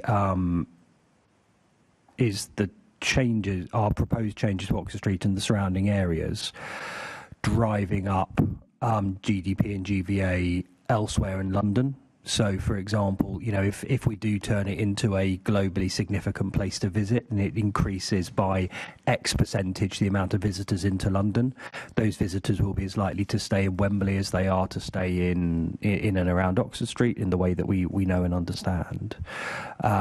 Equally, the people who work on Oxford Street don't necessarily, to any degree, live in Westminster, partly because of the cost of living in Zone 1, of course, unless you're in social housing.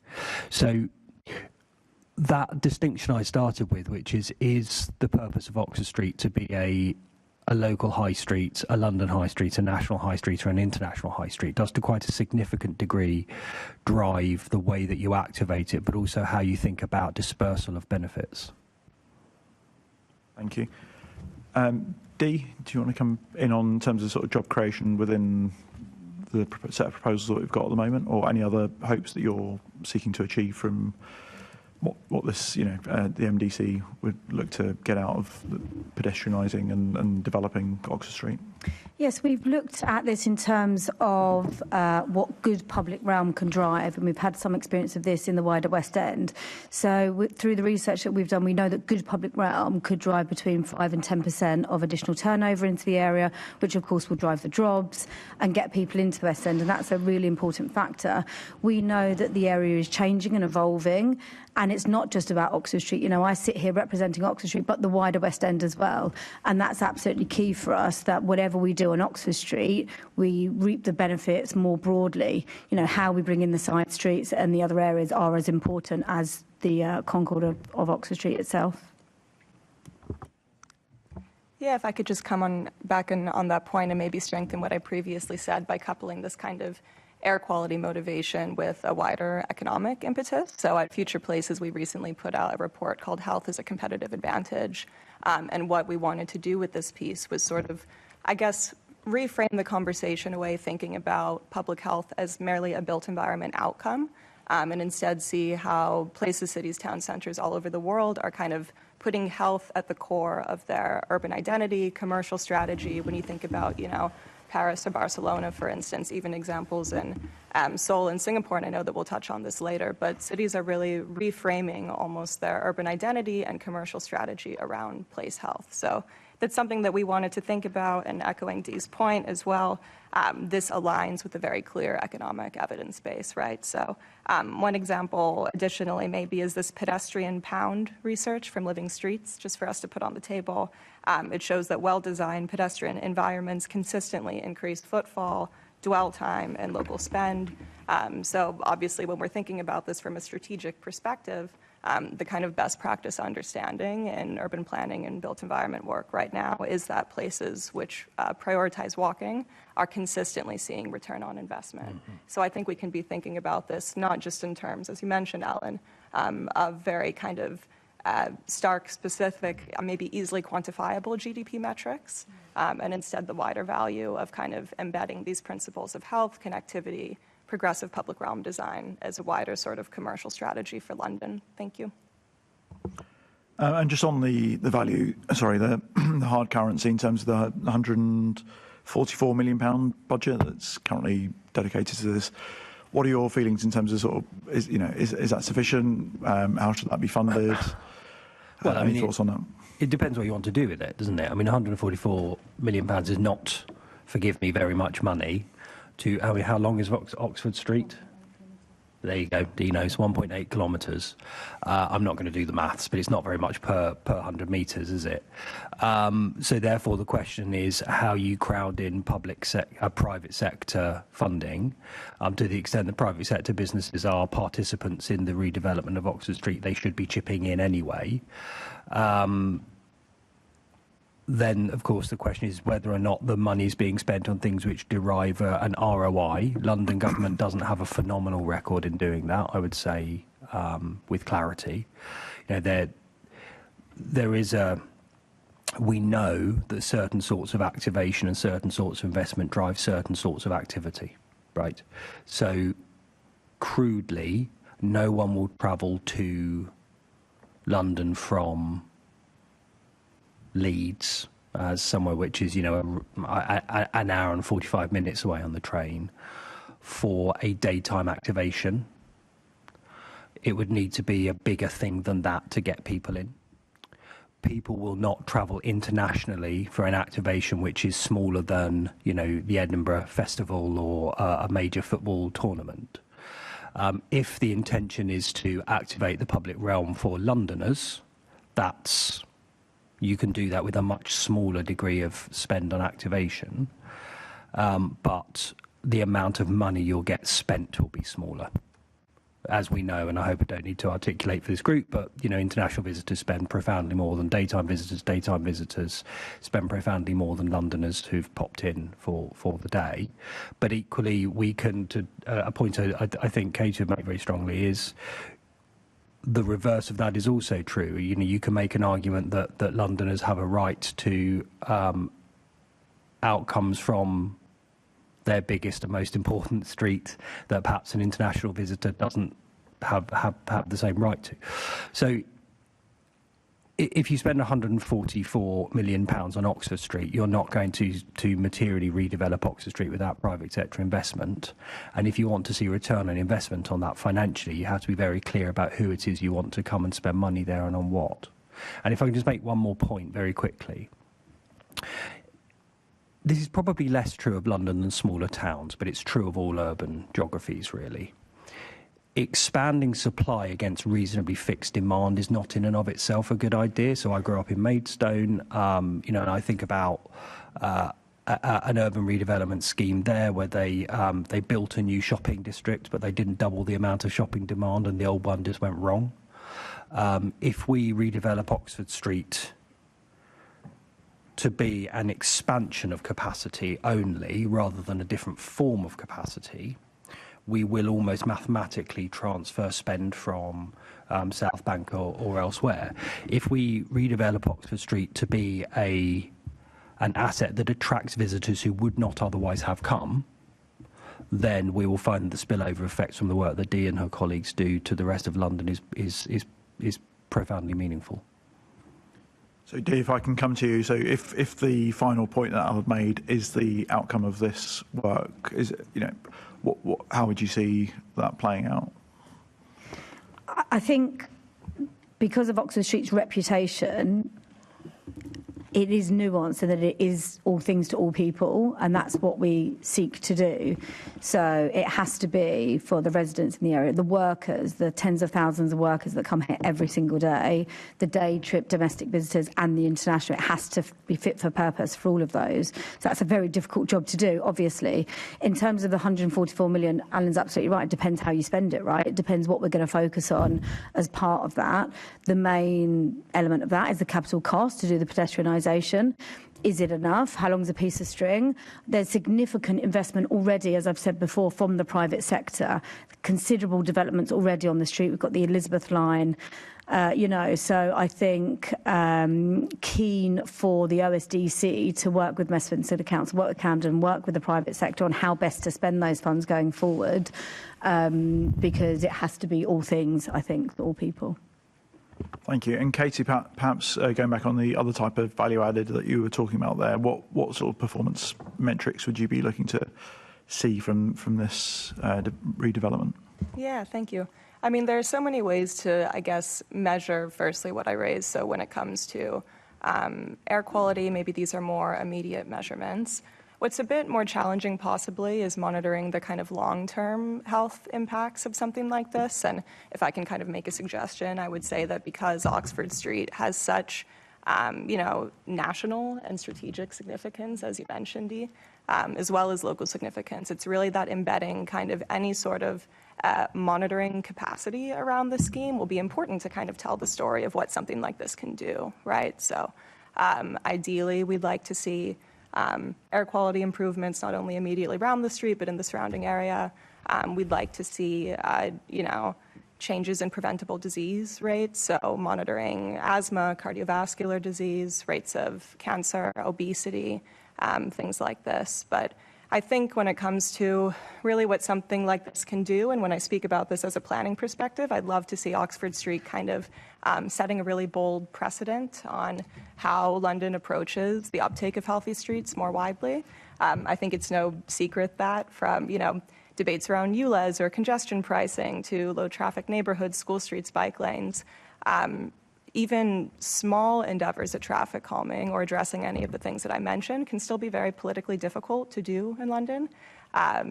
This is valid for a range of reasons. These interventions affect different road users in different ways, and I'd be happy to speak about that a bit more. But I think setting a strong precedent, proof of concept, and also possibly a paradigm for almost like post-implementation and evaluation monitoring of a scheme's impacts, particularly around these metrics, climate, public health, Vision Zero. I mean, I didn't even mention road safety and traffic statistics, but some of the crossings on Oxford Street, I think, are some of the most dangerous, at least in Westminster, if not in the wider city, right? So casualty rates as well. But yeah, short-term and longer-term monitoring of these things that have wider strategic significance. Thank you, Katie. I've got Assemblymember Ahmed. Thank you, Chair, and good morning, panel.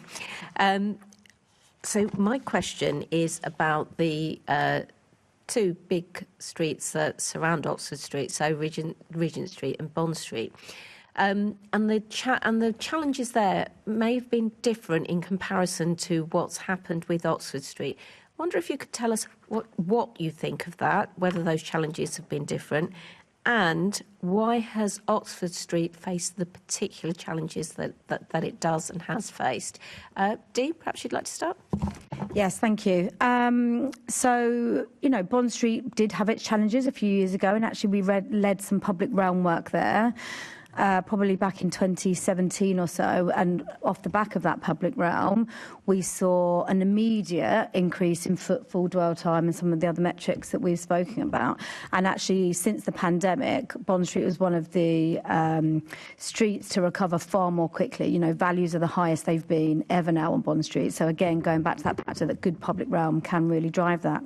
Regent Street itself has got its own plans now in terms of Parks to Park and a regeneration of the whole of Regent Street now and what that could look like. So I think for me, this is about the whole of the West End being invested in to bring it up to a standard to be globally competitive. We can't sit still. We've got to keep moving on. So I think Oxford Street is part of that, but of course the wider West End needs to keep up as well. Thank you. Katie.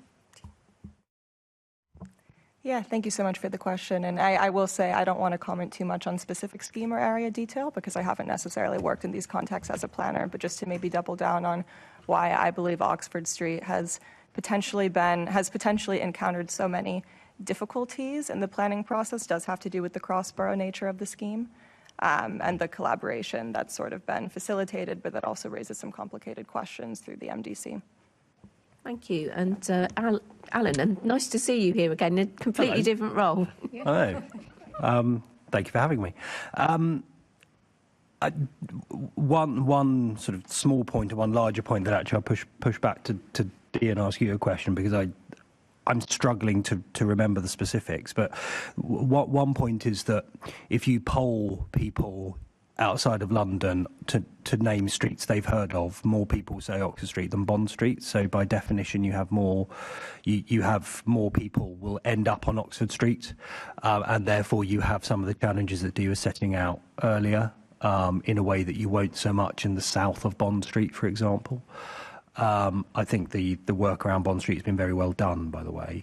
There is something around the difference in the way that the real estate is owned and who owns the real estate. So please, correct me if I'm wrong, but the classic problem with Oxford Street, where every Xth shop is owned by somebody who only owns that building and wants to maximise the income from that building and could historically do that best via a candy store, whereas Regent Street had more strategic landlord ownership, who were more interested in the aggregate value of the land around it. I think it's had an input too, but Dee, you know more about this than I do. Yeah, I think it's been difficult to create maybe a vision for Oxford Street with the number of different owners, and the disparate ownership and the overseas ownership has been a bit more tricky than we've had in the other area. I would say Bond Street obviously is internationally renowned as much as Oxford Street is, All right, thank you. Thank you very much, Chair. Assembly Member Bakari, please. Thank you, Chair. I want to talk about the reasons that the Mayor of London decided to go to pedestrianisation was because of underperformance economically that he refers to. But after listening to the first panel, there was some question marks over that the data or the performance generally. I mean, what the Mayor said was that the rent's down, consumer spend's down, footfall's down. But I just want to know whether you agree with his assessment of the underperformance, particularly now recently, because some of the data that he was referring to goes back to just a couple of years ago, 2024, but even further back to 2006. So, what is the reality here? I mean, let's start with you, Dee, about the underperformance. Is there really an underperformance economically that you're concerned about, or have things shifted or not? Thank you. There definitely is an underperformance. So if you look at the trajectory of footfall going back to the early 2000s, and you can see when other areas have opened, I won't say who, you can see the footfall really decline, and we're nowhere near that. We're still not back to pre-pandemic levels of footfall. Dwell time, a strong indicator, is increasing. So people do want to be here. People do want to come. I think that's down to the mix. So Oxford Street is definitely predominantly retail, and it absolutely should be. But it's about the evolution of everything else that's there. So the food and beverage, the leisure, and everything else that keeps people there for longer. But Oxford Street can definitely do more. And that's where we want to get it to. We want people spending more money. Despite footfall being up and dwell time being up, spend is still down year on year for us. Make the broad point, of course, it's not a good time to run a business on any high street.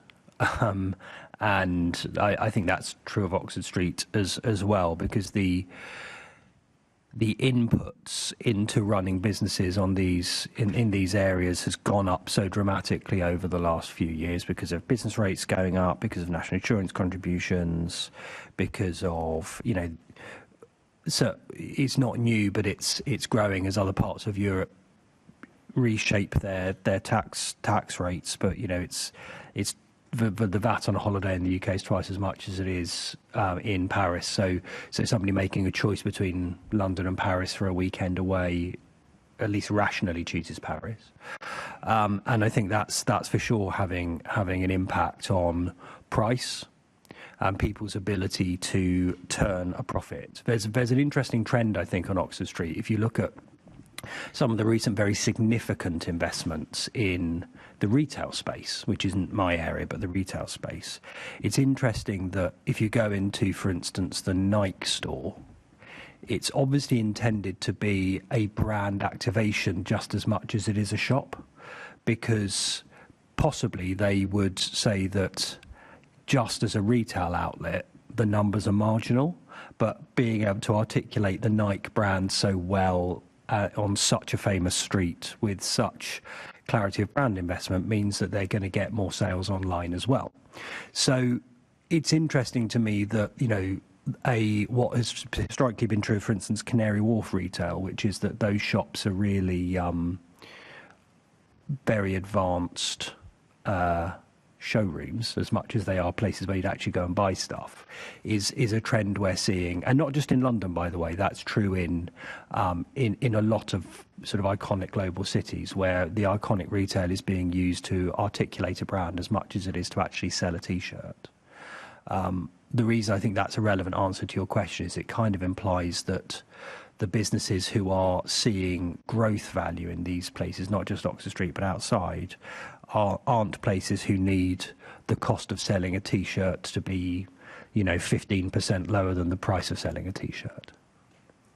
I mean, in your last role with London Partners, it was literally about footfall, wasn't it? Yeah. And what I'm interested in is there was another discussion in the last panel about, okay, we're talking about the fact that there's a drop of footfall, but we're also talking about overcrowding. So can you kind of cover that area? Yeah, because are you saying sure. that people are coming but they're not shopping, and is that the problem? So and I will think hospitality help the shopping aspect? I think there's a few points. One is that what you're actually interested in is spend.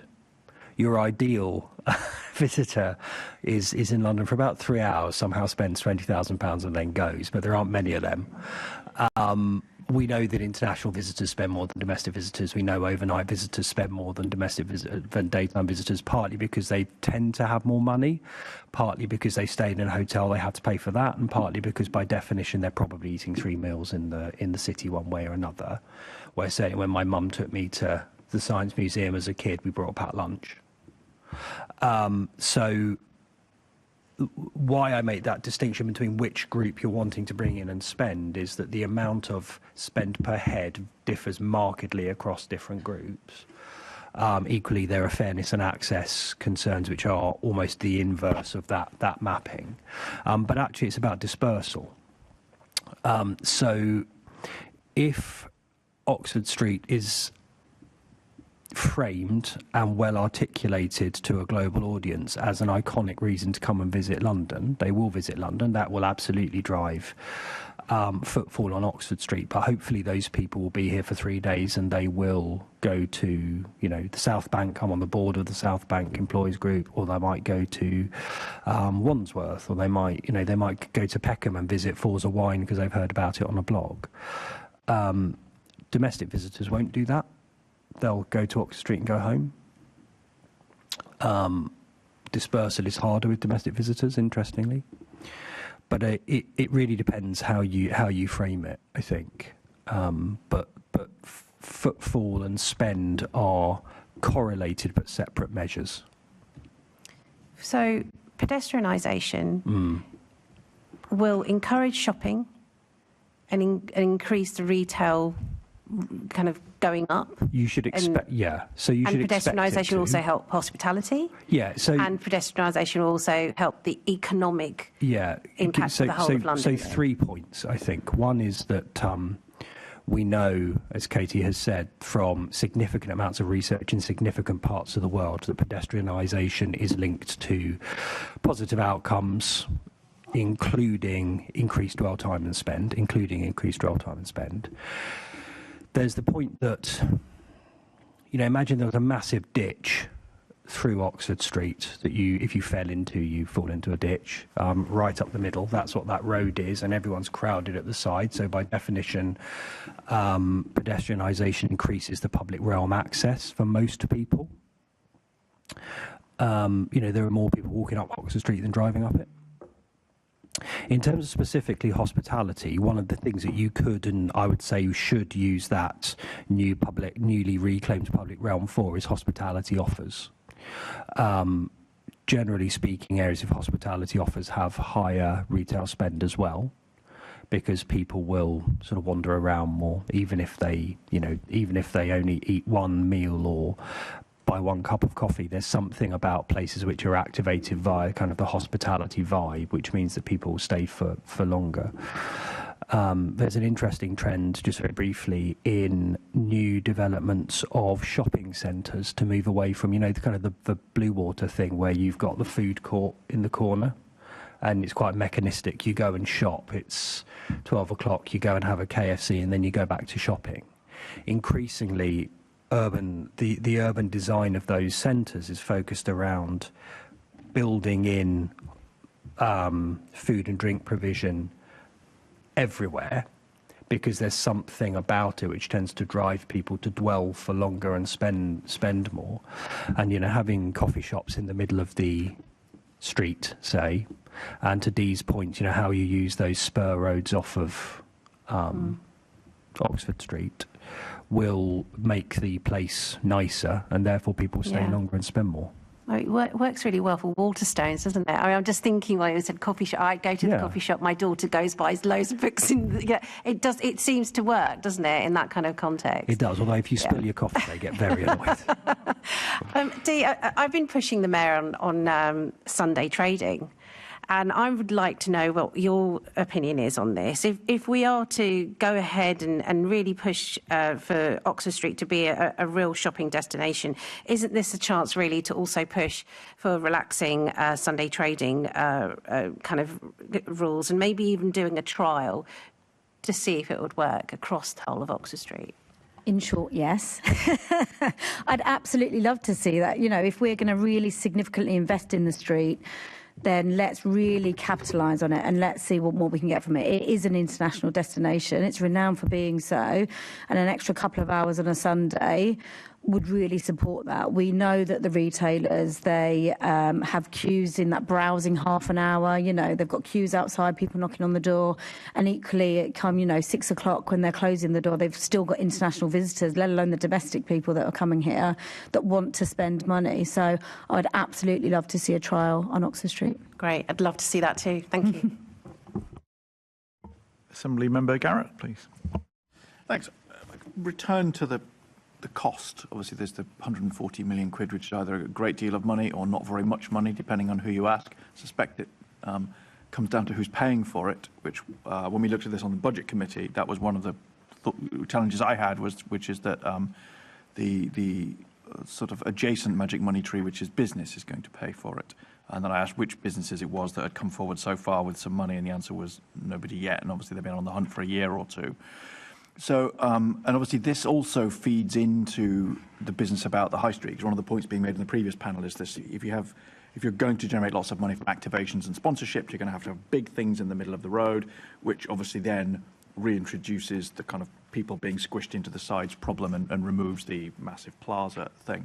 So I was interested in your thoughts on that, perhaps starting with you, Dee, about whether you're aware of any businesses that are putting, substantial sums towards the 140-odd million that they're looking for, and what you think the prospects are of getting that.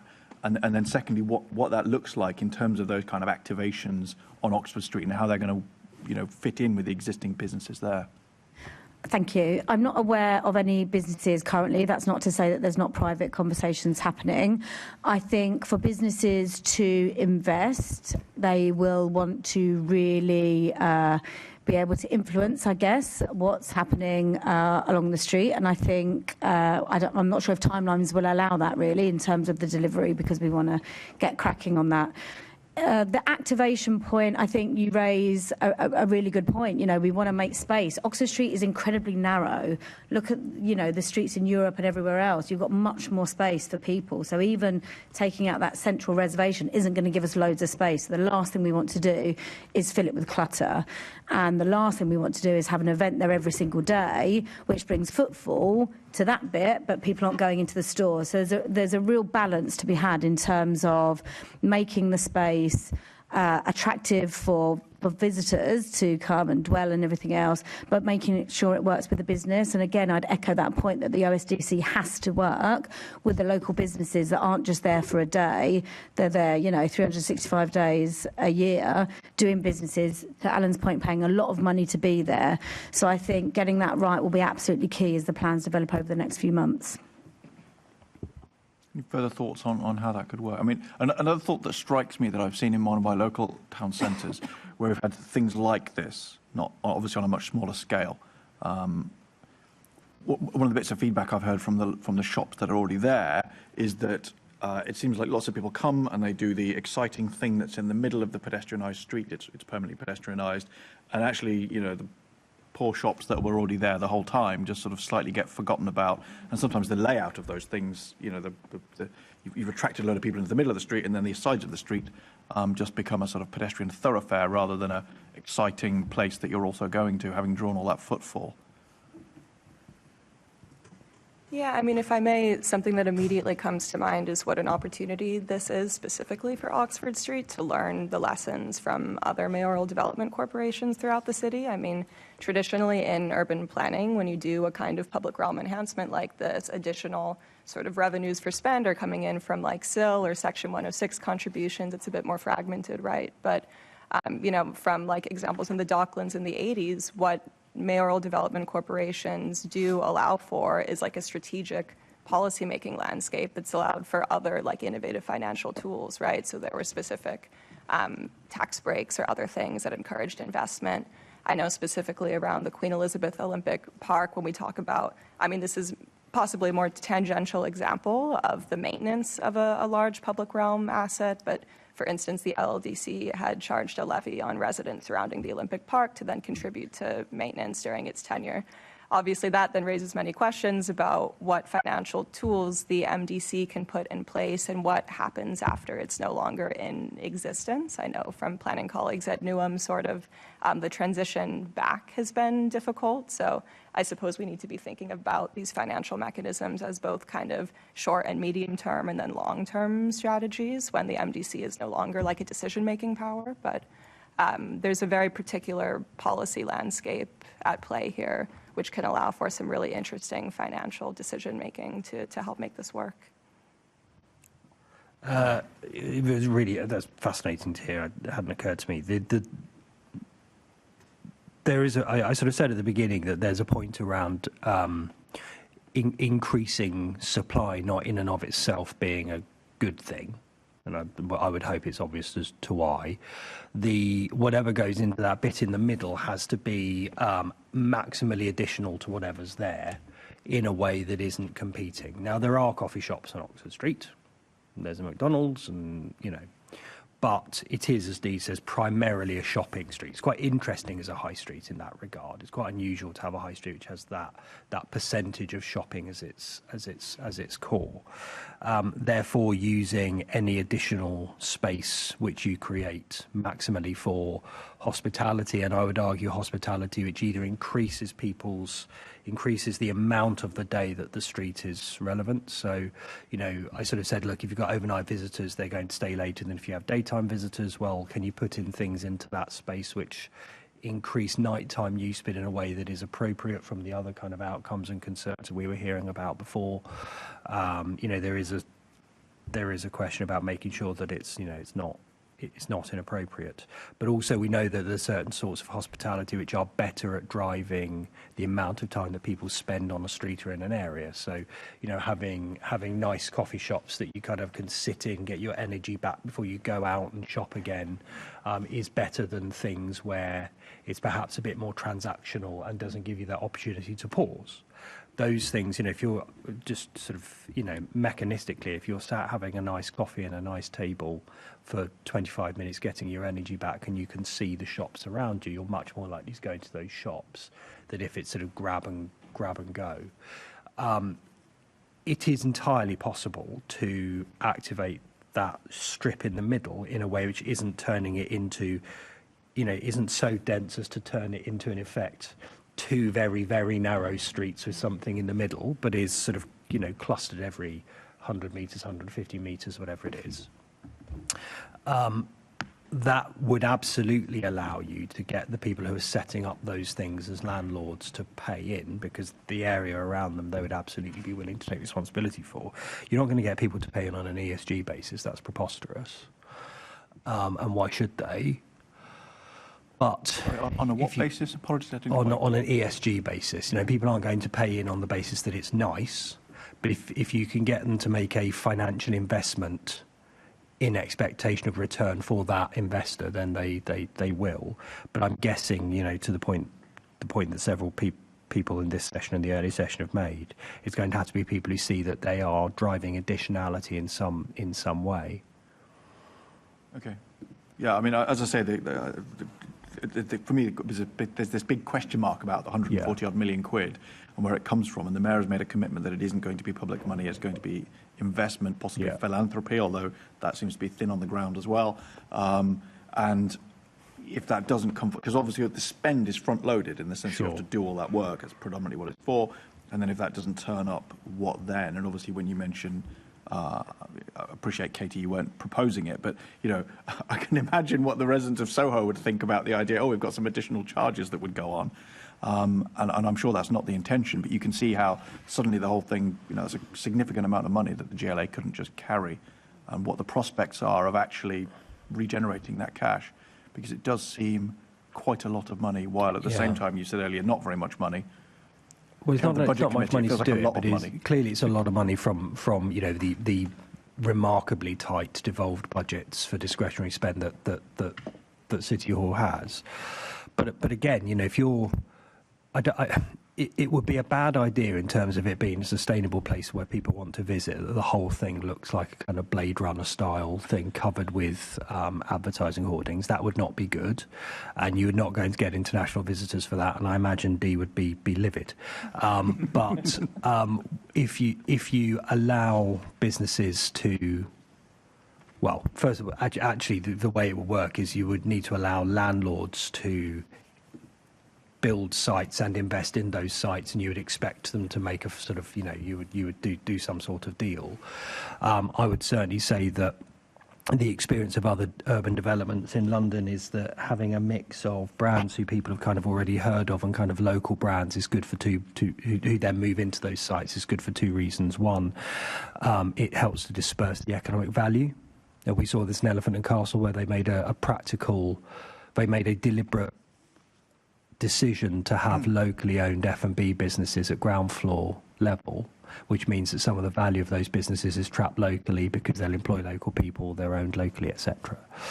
And you do want to have some kind of bigger brands so that you've got some sustainability there, and they'll buy longer leases.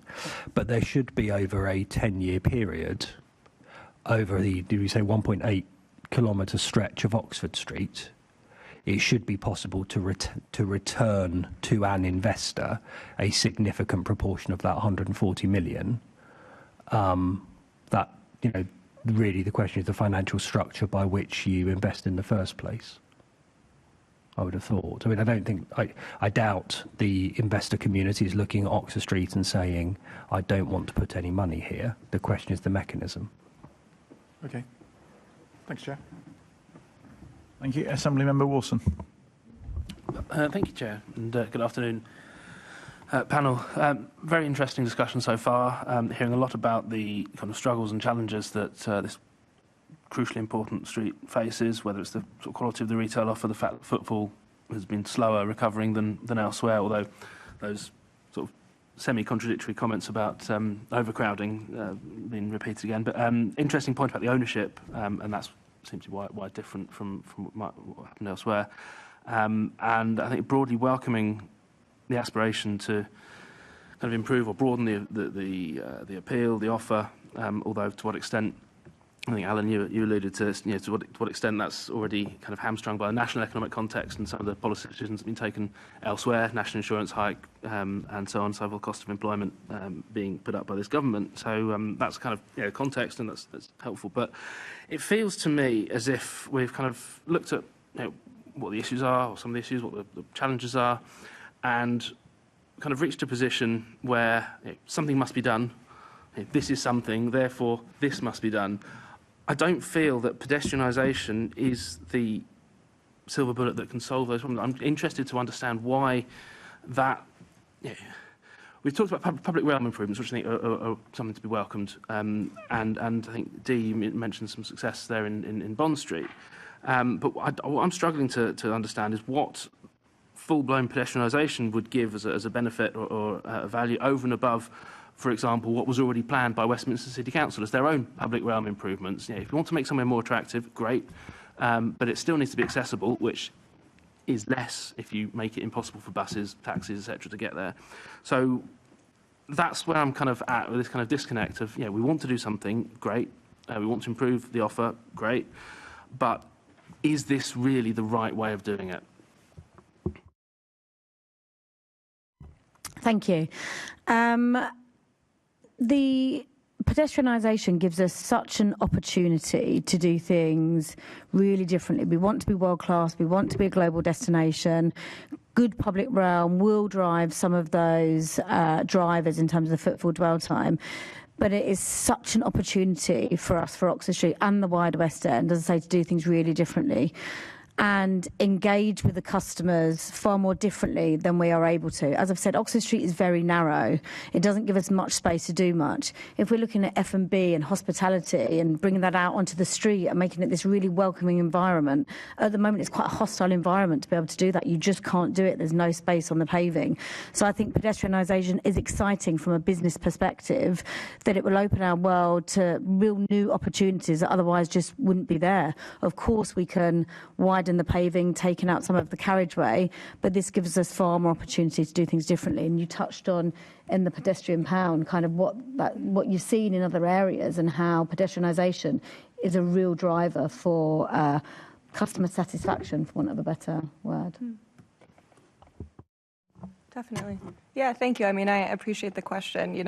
I've been adjacent to some of the designers on this team, involved in the scheme for a while. I won't claim intimate knowledge of being there from day one for the past 10 years. But what I'll first say is that I know that this vision is the result of nearly a decade of engagement. And first, to me, as an urban planner, that's just something that's really important as we talk about these large-scale transformative visions. I mean, I could riddle on about its alignment with policy and net zero and vision zero targets and why this might be important from a strategic perspective. But the fact that this has been something sort of voiced by local residents and businesses for a long time, that sits in alignment with both local and national policy targets around curbing emissions.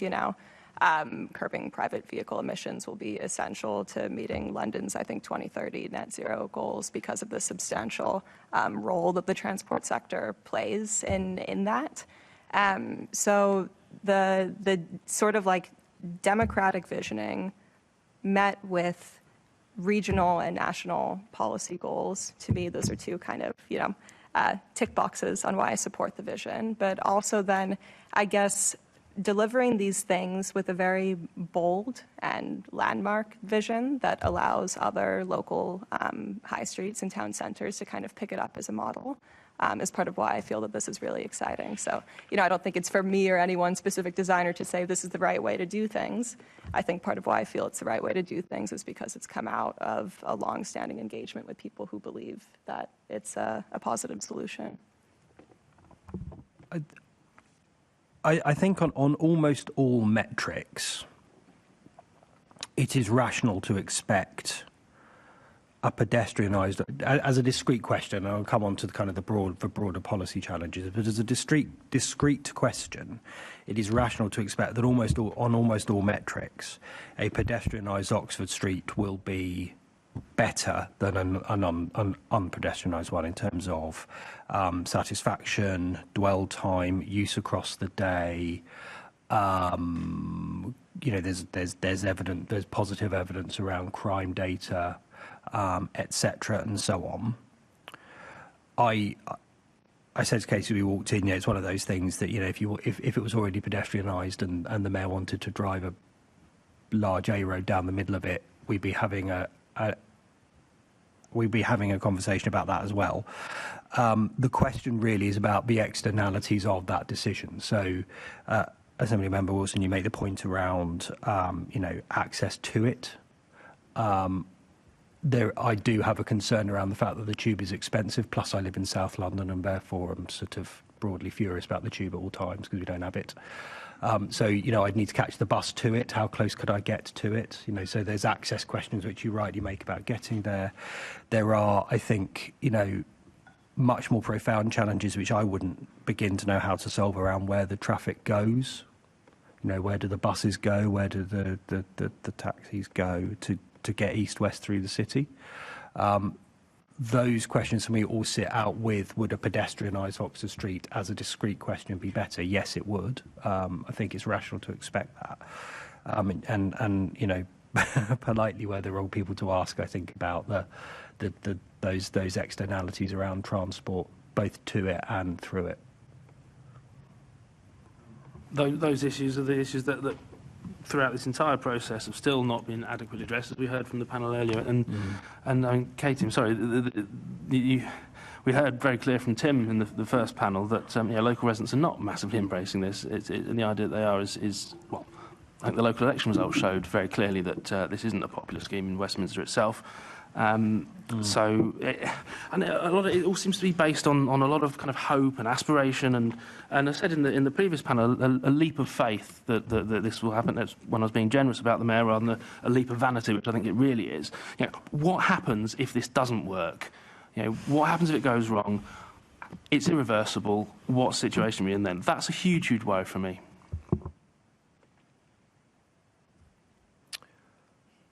Yeah, I mean, I think you're absolutely right. I certainly wouldn't proceed with a change of. So let's set aside the question of is a pedestrianised Oxford Street as a discrete question better than an unpedestrianised one. Absent any other questions, yes, I would defend that. I would certainly say that a condition of moving forward on this should be to have adequately solved all of those, because they're not ancillary questions, they're not secondary questions, they are absolutely necessary questions. Not least because if you're other parts of the central activity zone, this could push traffic and other negative outcomes in your direction very hard. I mean, I would certainly say that it should be conditional moving forward to have adequately solved those. Yeah, I think that's you make an important point. Yes, if we haven't solved those problems of traffic diversion, if we haven't solved the accessibility and we haven't solved the servicing arrangements, then we shouldn't be proceeding with the scheme. It seems pretty clear to me. Thank you. Assemblymember Boff. Ms Malkowska, you talked about the plan curbing emissions. I'm not aware of how it curbs emissions. I'm aware of where it moves emissions and displaces emissions, but I'm not sure how it curbs them. Yeah, no, thank you for the question. And that's actually a common one that we get when it comes to sort of transport engagement around schemes like this. I don't really feel comfortable speaking about that from the perspective of the design team because I haven't been part of this, but maybe uniting that with your point, Assemblymember Wilson, I understand that best practice for a scheme like this is sort of protracted engagement throughout the process so that there isn't just one design vision, that this is sort of backed with evidence of, traffic modeling and VISM modeling and very sort of advanced studies to ensure that if you're going to be taking vehicles, buses off the street, they have to go somewhere, that those impacts do not disproportionately, have negative effects on certain neighborhoods or communities or streets and not others. So it's a fair point that we meet a lot. And if I were a designer on the scheme, I would have, weigh up some numbers. But I think it's, something that those involved will need to be sort of managing. And I believe they're doing that with a lot of care and thought. And you also referred to, I think actually Assemblymember Wilson may have referred to it, of course there was no analysis in the consultation of where the no vote was in when the plans for the OSDC were consulted on. And much as London as a whole, i.e. people who don't live anywhere near it, supported the idea of pedestrianisation. We have no data as to whether or not locals supported the pedestrianisation. More cynical amongst us believes that the reason they didn't break down those figures is because it wouldn't have given them the correct outcome that they needed for the for the OSTC to be set up. Okay, I think that was a statement rather than a question. So, given the time, we'll move on to Assembly Member Clark. Thank you. Good afternoon, everyone. I've been listening and listening to all three of you, but particularly on Dee and Katie, you've been talking about the importance of good design, but also Dee, you've noted that Oxford Street is relatively narrow, and I was thinking about actually Camden High Street because a bit of that is now pedestrianised, and it's not Oxford Street, but it does have that same narrow central core with the pavement on either side, and so physically there's some similarities there. I'm just wondering though, are there any particular international examples where we've had major pedestrianization, where we kind of had similar challenges, and how were those overcome? Katie looks like she has an answer. Yeah. No, I mean, thank you for raising that. And obviously, maybe if I can connect back to the ethos behind the points just raised, as much as there are kind of international examples of best precedent, an important point is making sure that the lessons from those are applied appropriately to the local context. So I hear that and think that that's something that needs to underscore kind of any design decision here. I mean, there are many that I could kind of raise to demonstrate why cities have decided to take a bold approach like this. I'm not necessarily going to get into the exact detail of like street width, but obviously, I think I mentioned previously that cities like Paris and Barcelona have not just kind of pedestrianized, say, the Rue de Rivoli or the Rambla, but done that as part of a wider urban strategy, and done it too while rethinking these routes, not only as roads themselves, but as kind of a system-wide rebalancing of the road network. So when we talk about kind of rebranding of an urban identity, I'm not just talking about like a hashtag or something kind of catchy on a policy document. I'm talking about aligning that really strategically with stated ambitions, and maybe that connects back as well to what I previously said about making sure that this is being done specifically with regard to Vision Zero targets for no killed or seriously injured folks on London streets by 2041 and then net zero by 2030. Because of the design team who are involved in this scheme, we sort of have to talk about New York and the pedestrianization of Times Square. That's often kind of heralded as a possible, maybe like the most clear parallel example of what's happening here. And, I think it's an interesting one maybe for a few reasons. Like the proponents of the scheme, which obviously maybe similarly began as kind of like a temporary intervention around 2009, became more permanent by 2017. Have not only argued that it's showed evidence of sustained footfall increases, safety improvements, and kind of redefining this area as a civic destination. I mean, to be honest, I wouldn't necessarily push back on that, but I would caution, again, to the point we're raising about like local relevance possibly, that like pedestrianizing Times Square didn't necessarily make it like a more relevant public space for everyday New Yorkers. I'm not going to tell you that like I go there to spend my free time, but what I will sort of reflect on the importance of this being, where it connected back to our previous discussion about like precedent and what this means, is that the city's approach to pedestrianization in such a landmark and storied public space has sort of allowed these things to have a knock-on effect elsewhere, right? So we're seeing similar schemes, say, like in Bryant Park or in Chinatown. We're seeing like really exciting environmental justice activists sort of drawing on that momentum when they're talking about possibly capping the Cross Bronx and Brooklyn Queens expressways. So these aren't necessarily examples of pedestrianization, but they're talking about like proof of concept and what this means for other neighborhoods and communities that like aren't Times Square, but who might be facing similar challenges around congestion, and the impacts of that. Maybe last thing I'll say, I know I've touched on a lot of like European and North American examples. East Asian cities are really sort of taking on these, I would say, quite ambitious public realm approaches, specifically as modes to attract kind of I would say tourism, economic competitiveness, and often in really interesting ways too that have to do with like area identity and play. So Seoul has coupled its highway de-engineering with river restoration efforts. You know, we've seen like Paris, parts of London near Canary Wharf, Melbourne talk about the language of like swimmable rivers and reconnecting communities to nature. So I know when I've spoken about public health this morning, I've possibly leaned into like harsh metrics or disease, but another element of this conversation is just like play, enjoyment, getting people moving.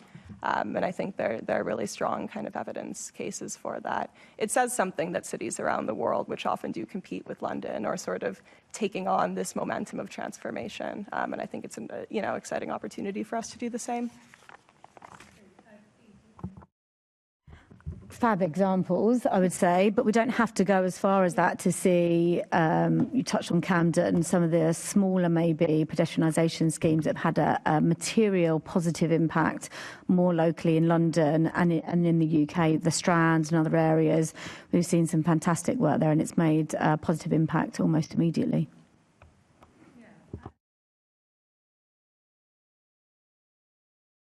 Sorry, I think everything else I was going to ask you has kind of already been teased out of these conversations, but I do think it's really exciting to be thinking about. I mean, obviously Oxford Street isn't next to a river that can be made swimmable, but we're doing these things in London, across London. And I think having that look at what could our city look like, yes, we could just say no to things because change is scary and change will get people to be upset, and that's all true.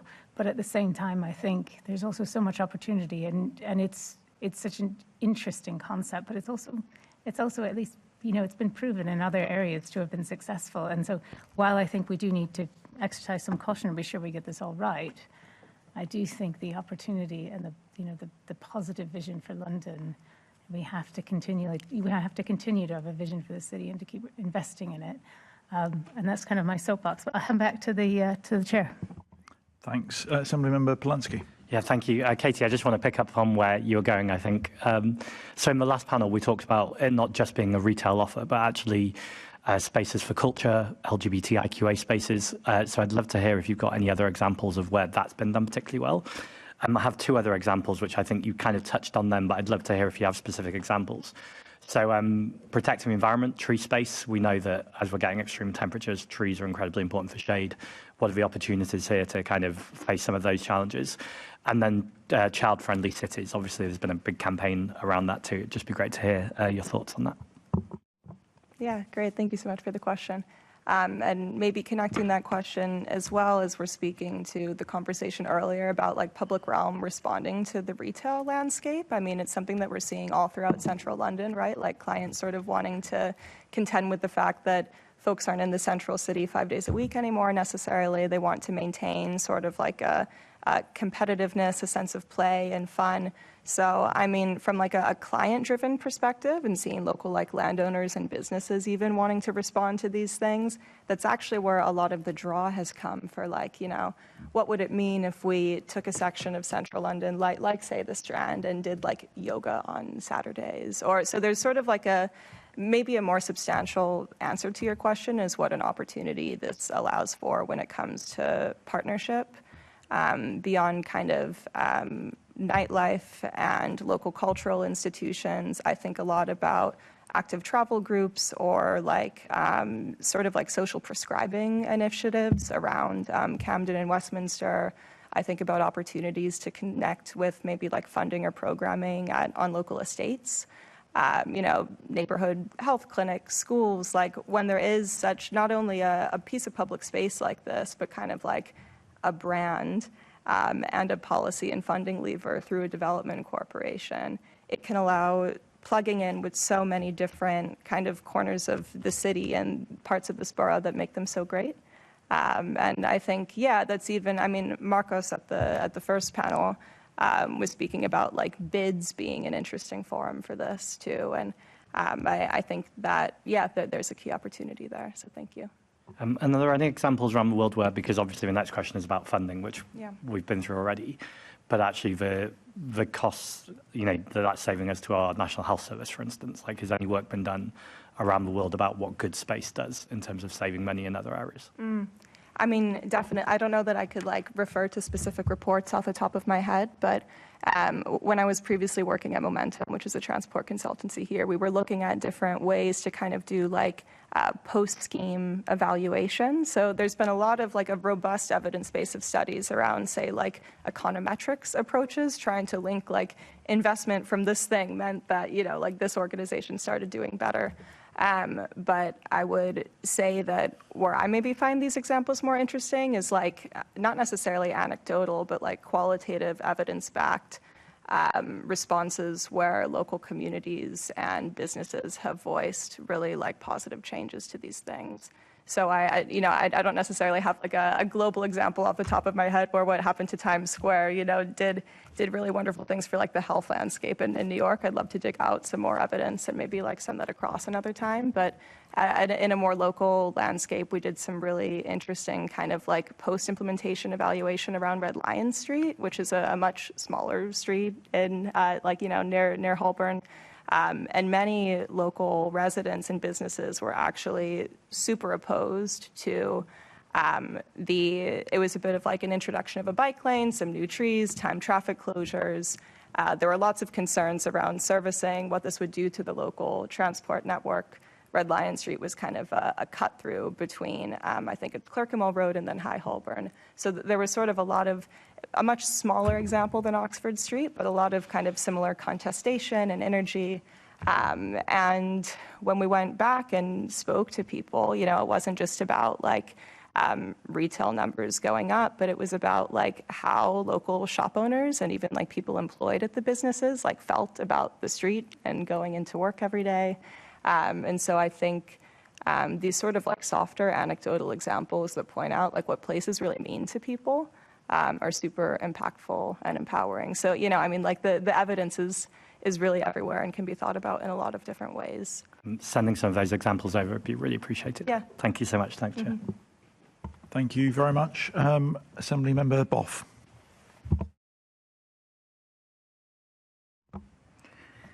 You've covered quite well, Mr. Simpson, the question I was going to ask you about the hospitality business, and I kind of get it. You need more support for hospitality. You seem to have made a plea for VAT to come down. But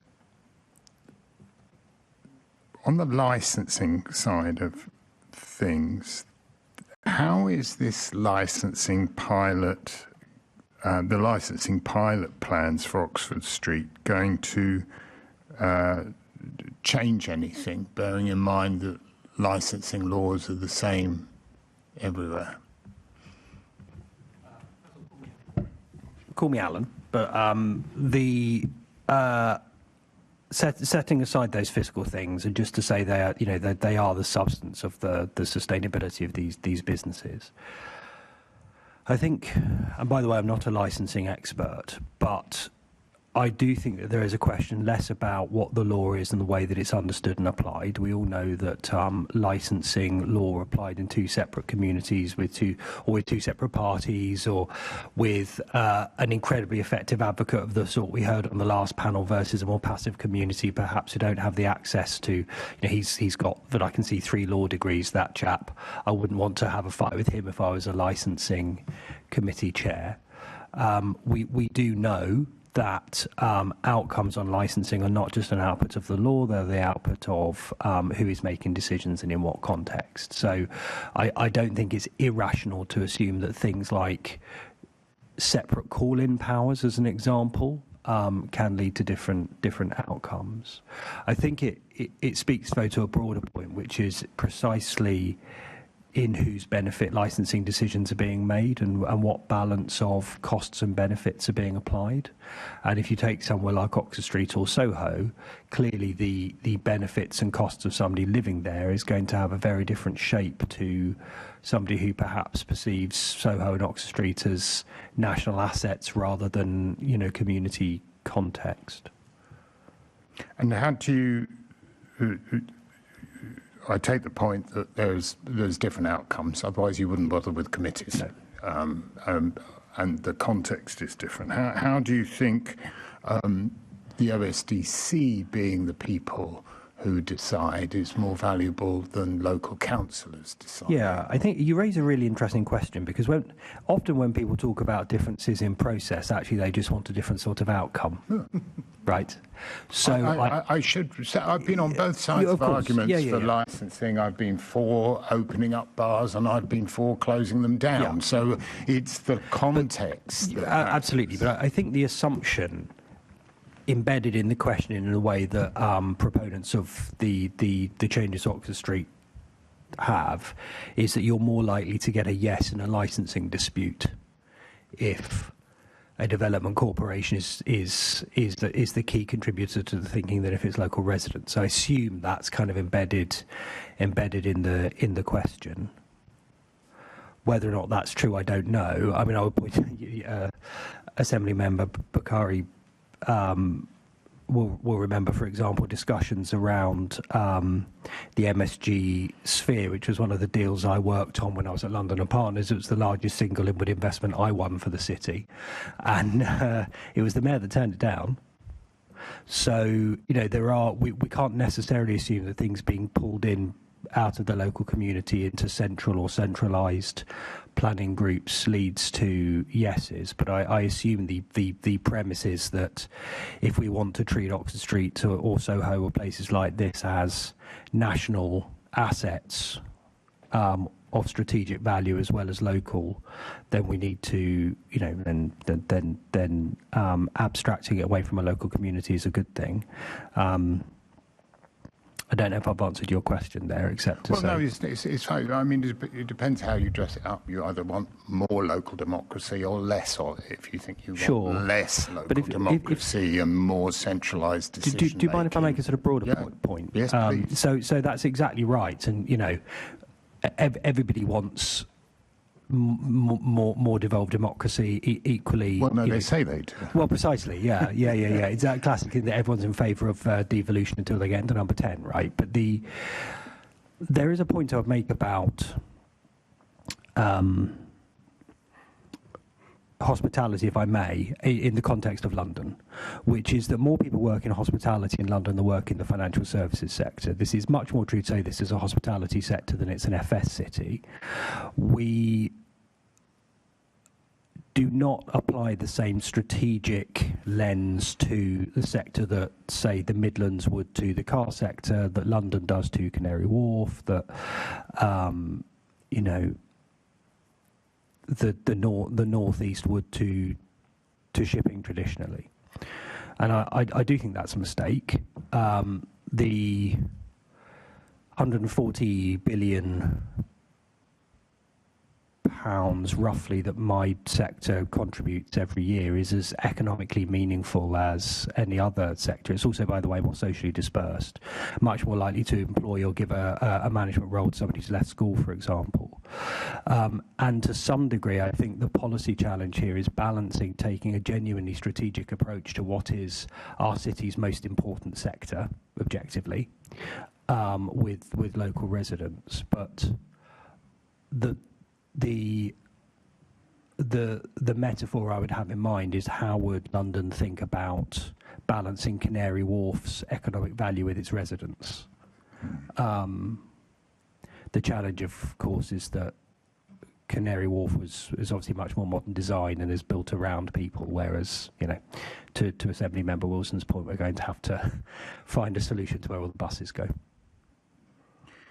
And we're talking about Oxford Street, obviously, as a destination. I've been to a few destinations where they've turned them into shopping malls. Sometimes I forget if I'm in Blue Water or Lakeside because they look exactly the same to me. Do you ever have that problem? You walk through a shopping mall, you go to the main shopping mall, you could be in any city. Yeah. Is Oxford Street going to end up like that? But I sort of said earlier that, if you think about how you activate that central strip of the street, having a balance between, perhaps brands who people will recognise and therefore maybe have the financial power to take longer leases and provide stability, with locally owned coffee shops, whatever it is, then you can move away from that kind of Westfield effect. Absolutely. How can we guarantee they're locally owned? Well, so it is done very well elsewhere, and I used Elephant and Castle as an example. There's a practical thing here actually, which is worth the committee being aware of. So, imagine two developments: Elephant and Castle A and Elephant and Castle Imaginary B. In Elephant and Castle A, the ground floor use is owned by the people who own the rest of the building, and it is in their interests to rent out that ground floor use to cool, interesting organisations. Will the OSDC be changing the ownership of land? Well, I would because the problem, as we identified earlier. If I can just illustrate how the key difference in structure, and then you can talk to them about how they do it. So what Elephant have done is the landlord owns the ground floor use, and therefore it's in their interest to have lots of cool local bars who are locally owned by interesting people with complicated beards. And what that does is it increases the value of the properties above it. Yeah. So they will in effect treat it as a bit of a like the can of beans in Tesco, and it improves the value of the other thing. Other forms of development, and we see it in Zone 1 a lot, when the developer is done, they sell the economic exposure to the ground floor use to somebody else, and that landlord's interest is in maximising the economic value of that ground floor use, and therefore you... American Candy. Or whatever, it could be a Tesco, it doesn't matter, but if you want to have really interesting, meaningful activation in that central strip, you need to consider that one of the things that strip is there to do is to add to the economic and social and cultural capital of that street, rather than simply maximise the return of that square footage, which is what they've done in Elephant very well, I think. Yeah, thank you for explaining that. I'm not an economist, so I really don't get it. I don't get how one of those American candy shops, which is paying loads of money in rent, is going to suddenly transfer. Being that model of ownership is suddenly going to decide to, I don't know, turn into a niche coffee bar that's owned locally. I don't get that. So how the presence of the OSDC is going to make that happen. Well, so I was talking about the new realm that you create. So the new and I'm sure will have a view on the candy shop issue, is which actually they have had massive success in addressing in a lot of that part of London. But I'm more saying that as you create new urban realm and you put new coffee shops, restaurants, whatever it is in that middle, which is what my view is what should happen. Then you can absolutely say to yourself, well, we are going to accept a 20% lower rent or 20% shorter leases, same thing really, but we're going to do that on the basis that the value socially and economically created for the surrounding area is higher than if you maximise the rent in that space, when you're going to retain the rent, but you'll see less positive externality. Okay, I understand the point now, but it's still a very narrow street. Sure. Even with the bit filled in, it's still very narrow, so I don't see much about the opportunities, but, you know, cleverer people than me will work on that.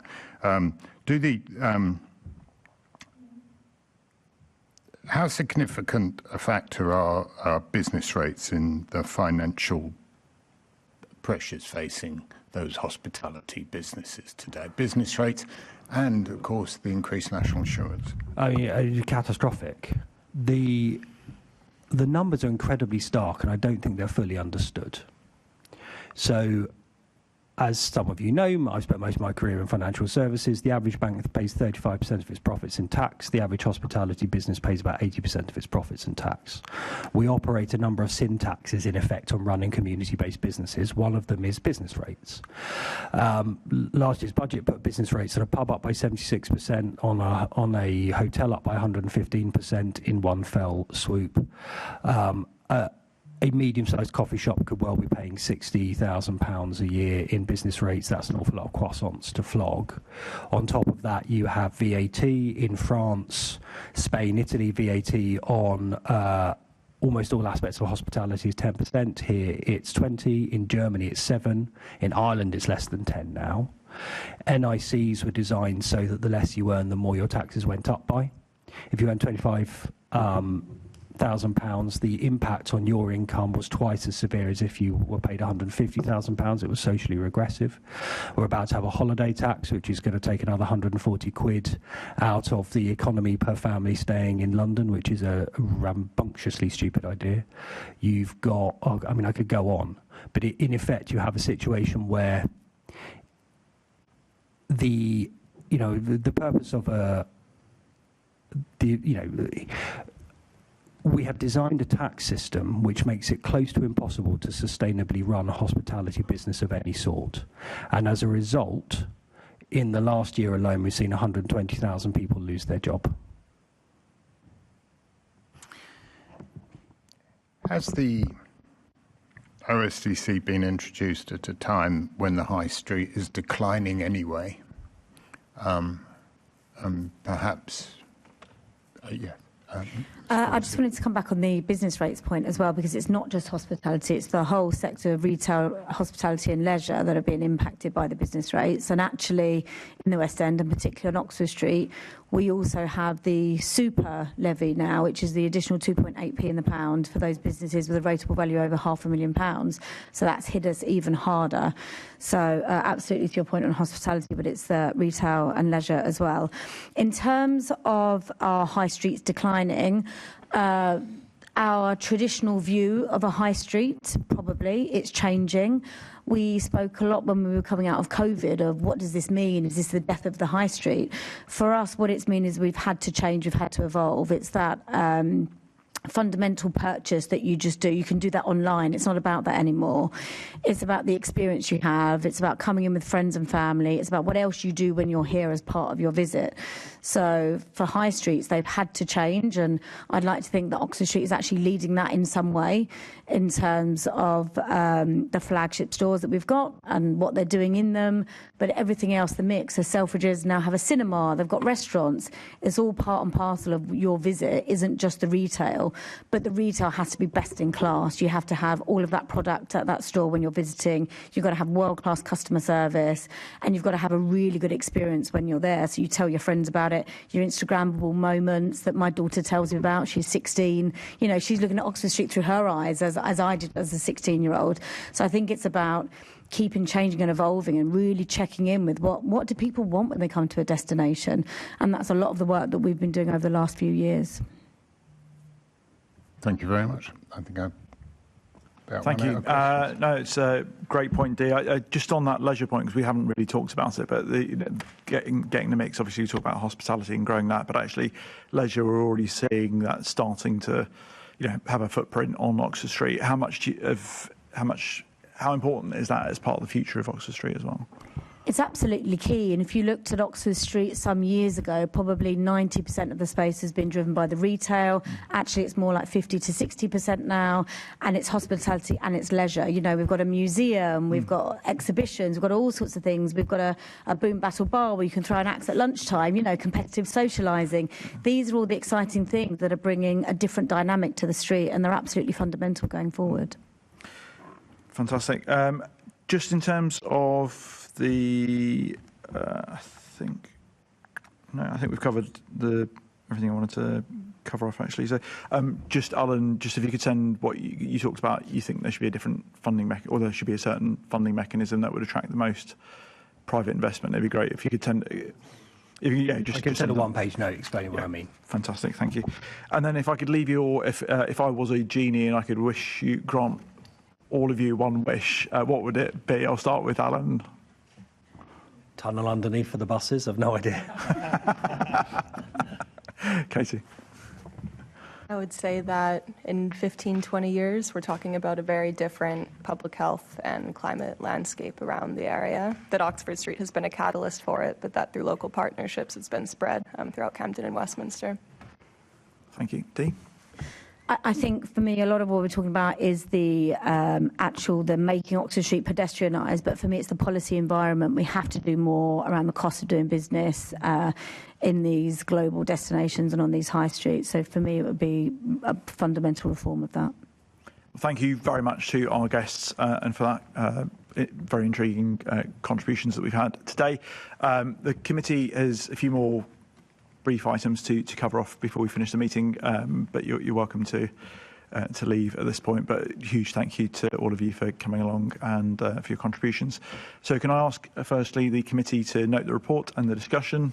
Yep. Thank you. And also to delegate authority to myself as chair in consultation with party group leads to agree any output from the conversations that we've had today. Agreed. Yep. Thank you. Can I also ask the committee to note the work programme and the meeting dates as agreed by the London Assembly at its Assembly meeting, annual meeting on the 11th of May. Yep. And the next meeting of the committee will be held on the 24th of June at 2 p.m. in the chamber. So just to note, and there are no any other business, so I declare the meeting closed. Thank you.